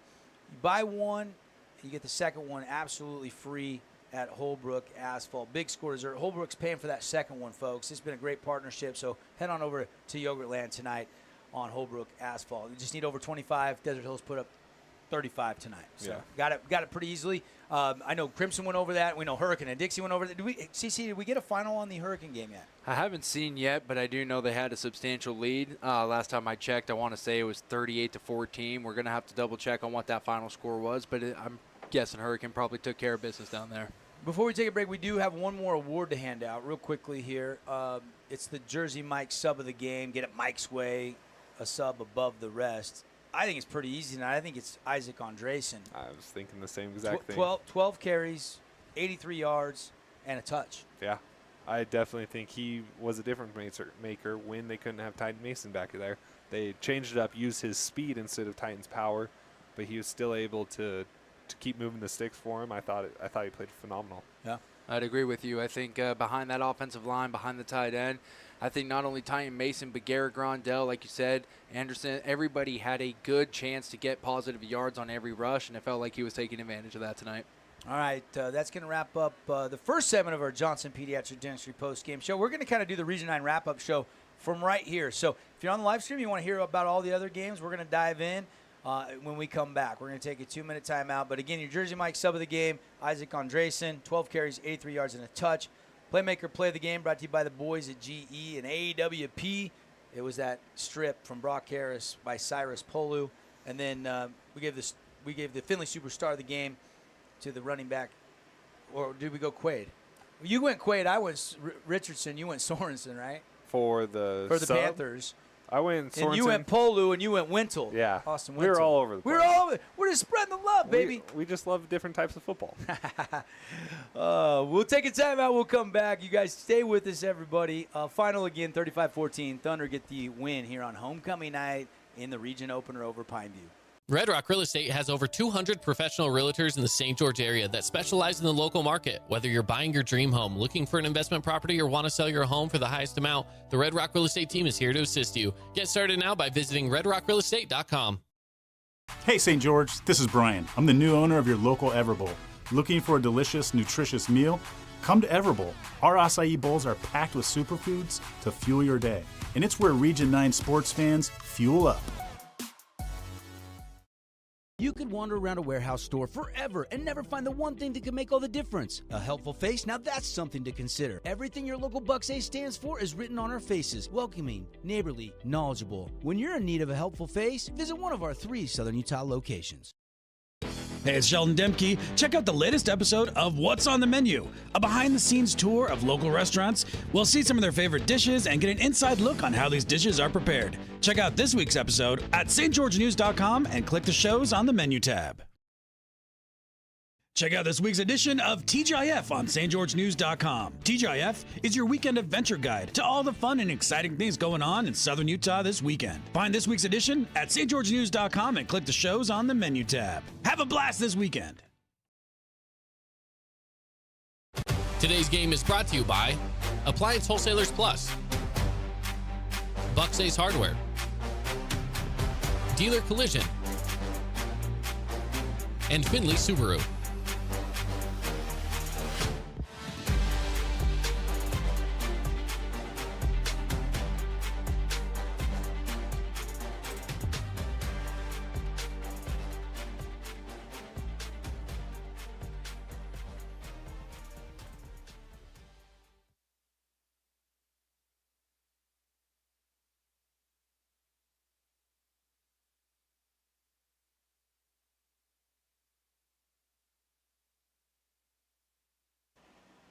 Hey, welcome back, everybody, here at Desert Hills High School as we transition out of our Johnson Pediatric Dentistry postgame show into the Region 9 wrap-up show tonight here, brought to you by Honolulu Grill, Down East Furniture, as well as Bucks Ace Hardware. Devin Dixon, Connor Collins with you here, and again, the final 35-14. Desert Hills gets the victory, and CC, Desert Hills going to enjoy that homecoming dance a little bit more tomorrow night, aren't they? I would think so. I mean, anytime you get a victory in front of a homecoming crowd, and this was a big crowd. Everybody showed out. Fans were wild. It was loud. We got the stand shaking. So I think it's going to be a fun night down here in the Thunderdome. Yeah, no question about it. And we will we'll get into a little bit later the matchups next week. But how about Crimson 36-14? That has went final tonight. I want to get you all the scores here before we say goodnight. Crimson Cliffs now 2 wins in a row. They're back to 2-2 on the season. The defending state champs are starting to take form. Actually love the effort from Cedar. That was really close. It was, I think, 7-0 at halftime, Connor. Yeah, and again, I think Cedar and Crimson are both 2 teams that are trying to figure it out. Crimson is a team that, to be fair, they have a little bit of a factory. You know, they started to put together that culture. Coach Lofopo has started to get guys to have bought into the program, bought into what he's coaching, and I think that's why it's a little bit easier to see this team kind of pick itself up and get the season rolling. Whereas Cedar, I think it's kind of new still for them, right? Coach Ty Hyatt is one of the new Region 9 coaches. He's still getting all of his team to kind of acclimate to his beliefs, to his style of play, and I think it is happening. Again, just a tough matchup here when you have to take on the defending 4A state champs. Maddox Alofopo caught a 15-yard touchdown pass from Ryder Sherritt. That was it in the first half. Cedar tied it early in that third quarter. Caleb Pauly, a 15-yard touchdown run, but then all Crimson Sherritt hit Malachi Alofapo. McCord Christiansen then caught one, and then also, had a big night on the ground. Jackson Holt caught 2 fourth-quarter touchdowns. I think it was Jackson Holt, if I'm not mistaken. One was like a 39-yarder, and the other one was like a 35-yarder. So big time there. Ryder Sherritt throws 4 touchdown passes. So, hey. He's putting it together. He's putting it together. He's getting more and more quality live reps, and he's starting to round into form. I thought both quarterbacks in the Desert Hills Pineview game played well tonight. Garrett Grondell only missed on a couple passes tonight. Levi Shaw, 19 completions, 258 yards, 2 touchdowns in his own right. Grondell, 14 out of 16 and a touchdown, no interception. So really good quarterback play everywhere tonight. The other game, last score reported in the Snow Canyon game was 47-10. So Snow Canyon, I don't know if it's a final yet. That didn't start till 8 o'clock, so it might be just winding down. But Snow Canyon, 47-10. They're going to win that game. Yeah, this is one of those where, again, just going out there, taking care of your business. You knew what you had to do. And when Centennial made the mistakes, Devin, Snow Canyon capitalized. And I think that's something that's going to be a theme here for Region 9 for a lot of these players and teams. When you see the mistakes made by someone else, don't just give it right back. Don't go 3 and out on your next drive. Don't throw an interception.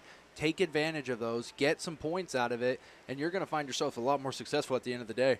Joe Mack Smith threw a touchdown, ran one. And then threw another one to Isaiah Thompson. Hit Westbrook, had 2 touchdowns to Cale Johnson. And then Ammon Allred has hit a couple second-half field goals. So Joe Mack Smith has 6 total touchdowns, 5 passing and 1 rushing. So how about the senior quarterback, Joe Mack Smith, getting it done? Snow Canyon, it's not over yet. It's 47-10. The other game is not quite done yet, is it, CC? I have not seen a final yet, and it looks like Dixie has retaken the lead 41-35 out in Hurricane. That is turning into the game of the night. And remember, we were talking in the pregame show about, hey, this one could come down to whoever has the ball last in the fourth quarter. Yeah, so that's incredible that game has gone as close, especially because it seemed like Hurricane was starting to put it away. We know their play style. They run the ball a lot. I thought maybe that game was about as good as done, but nope, we were wrong. Wow, 41-35. Is that correct, baby? Wow. Rand Sawyer, 5 touchdown runs in this game. He missed the last 2 weeks. What a difference having Rand Sawyer back makes for Dixie. He is the bulk of their offense. White Truman does have 1 touchdown pass in that game, and it went to Rand Sawyer. So, that's a big deal. You look at Hurricane, and Brody Jacobs caught a 59-yard touchdown in that game. McRoberts had a 57-yard touchdown run and caught a 3-yard touchdown pass. And then Dylan Gabriel ran one in himself. So Dylan Gabriel has 3 total touchdowns in that game, but it is not quite final just yet. And we'll try to get an update here before we sign off. But how about that game out in the Tigers' Den? And that's one of those where, again, I like to see Dixie show some fight. They've been counted out, and I hate to say it's against Hurricane, so you got to take it with a grain of salt. But right now for Dixie, they want any type of good momentum they can get going into next week. Yeah, love to see close games. I think the parity is a little closer top to bottom this year from just night 1. Of course, Snow Canyon hasn't played a region game yet, but I think it's going to be a fun Region 9 regular season as night 1 is closing in on being in the books. Again, thanks to Honolulu Grill. Check out their Kahlua pork. It's my favorite. Double mac. Sweet sauce on the white rice. Oh, so good. I might go get it tomorrow. Appreciate Down East Furniture. Labor Day sale ends tomorrow, so you want to get up to 35-40% off. Go see Down East Furniture and save. They got some really cool sectionals. Their feather sectionals, their bestseller. Go in there and check it out before the sale ends if you need some furniture. Maybe for football season, new love seat, new sofa, new recliner. And they got their clothing line and boutique over there at Down East Furniture. And, of course, it's all built by Bucks Ace Hardware, the helpful place. Getting that new location out there in Hurricane should be done later this fall. And then Dino Crossing in Santa Clara. If you got some yard work to do this weekend like I do. I got to overseed my backyard soon. I'm going to hit up Buck's Ace Hardware. You can too. We've got 1:12 remaining in the fourth quarter, and Dixie has the ball back. So they can run out the clock, and looks like the Hurricanes using timeouts right now. So if Dixie can get one more first down, it looks like Dixie's going to win 41-35, and that would be a heck of a comeback for the Flyers. It sure would, and I think that'd show a lot of resilience for that team, and that'd be a nice way to kind of get back into region play. Let's take a look at the schedule next week and see another loaded week of high school football. Cannot wait. But our game of the week will be right back here at Desert Hills because Crimson Cliffs, after beating Cedar, Desert Hills after beating Pineview, they will collide. It's a big-time early season matchup. Your thoughts quickly on that look ahead, brought to you by Coral Canyon Golf Course, Mustangs Thunder. Let's go. I'm expecting a lot of points in this game, and I wonder if it's going to come through the air or through the ground because both of these teams have a very potent run game, but we've also seen these quarterbacks starting to develop into their own. So I think that it's going to be a very fun matchup. I can't wait to see what Nolan Perry's good old point spread's going to be on this one. The other game we'll be bringing you will be Pineview and Hurricane. So Pineview Hurricane, we'll have that one streaming on our website next week as well. So a lot more fun coming at you as we're getting into the still early in September. It'll be the 13th next Friday night, and it should be a lot of fun. And then Snow Canyon, of course, will be playing up in Cedar City in their region opener. So, and Snow Canyon again leading, not quite final yet, but up big and gonna win tonight. Their first win of the season as they're up 47-10 in the fourth quarter. So Dixie just took a knee. That is now going to be a final score. And the Flyers, just as we're about to say goodnight, gets the 41-35 win. And that one's going to sting a little bit for Hurricane, I'm sure. And for the Flyers, good to see Rand Sawyer provide a little spark on the offense with 6 total touchdowns. Good stuff. Final thoughts on the night as Crimson beats Cedar, Desert Hills beats Pineview, Snow Canyon wins against Centennial in Nevada, and then Dixie on the road gets past Hurricane. Yeah, Region 9's officially here. We're starting to see some of those upsets come into play, and we're going to start seeing a lot of these competitions kind of show their true colors. I think we're going to see where teams truly line up. We're going to start seeing which teams have really developed well over the offseason, who took advantage of the preseason, and I think we're going to start to see the maturation of this season play out. Yeah, so everything's done except for the Snow Canyon game, but again, they're up 37 points, so barring a miracle of epic proportions, that's going to be a win. So fun stuff. Great to have you on the Fan Sports Network, on the live stream tonight, all presented by the Boulevard. So you guys have a great rest of your weekend. Don't forget, we're just getting started this weekend here on the Fan Sports Network. Tomorrow, noon, Kate and I will start the pregame show. Utah Tech at Allegiant Air Stadium taking on UNLV.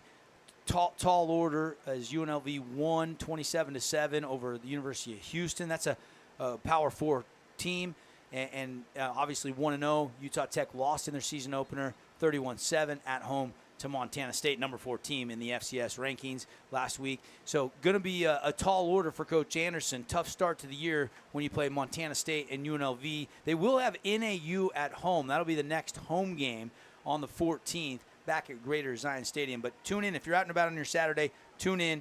The pregame show starting at noon and then kickoff at 1 o'clock. Rod Zundel and the guys will have the call right here on the Fan Sports Network. Let's go. And then don't forget Sunday, Broncos-Seahawks. We got the Broncos games all season long. That's a 2:05 kickoff. 2:05, yeah. Broncos at the Seahawks. Bo Nix will be making his debut for Sean Payton and the Broncos. Geno Smith and the Seahawks ready to go at home in front of the 12th man. Great work tonight, CC, Sebastian, Cody Wilstead, our entire crew. Hope you guys enjoyed the coverage. We enjoyed bringing it to you. Again, Desert Hills wins it 35-14. Dixie beats Hurricane 41-35 tonight. And Crimson wins it 36-14. Again, not a final yet, but Snow Canyon going to win tonight. They're up big, 47-10. That one late in the fourth quarter.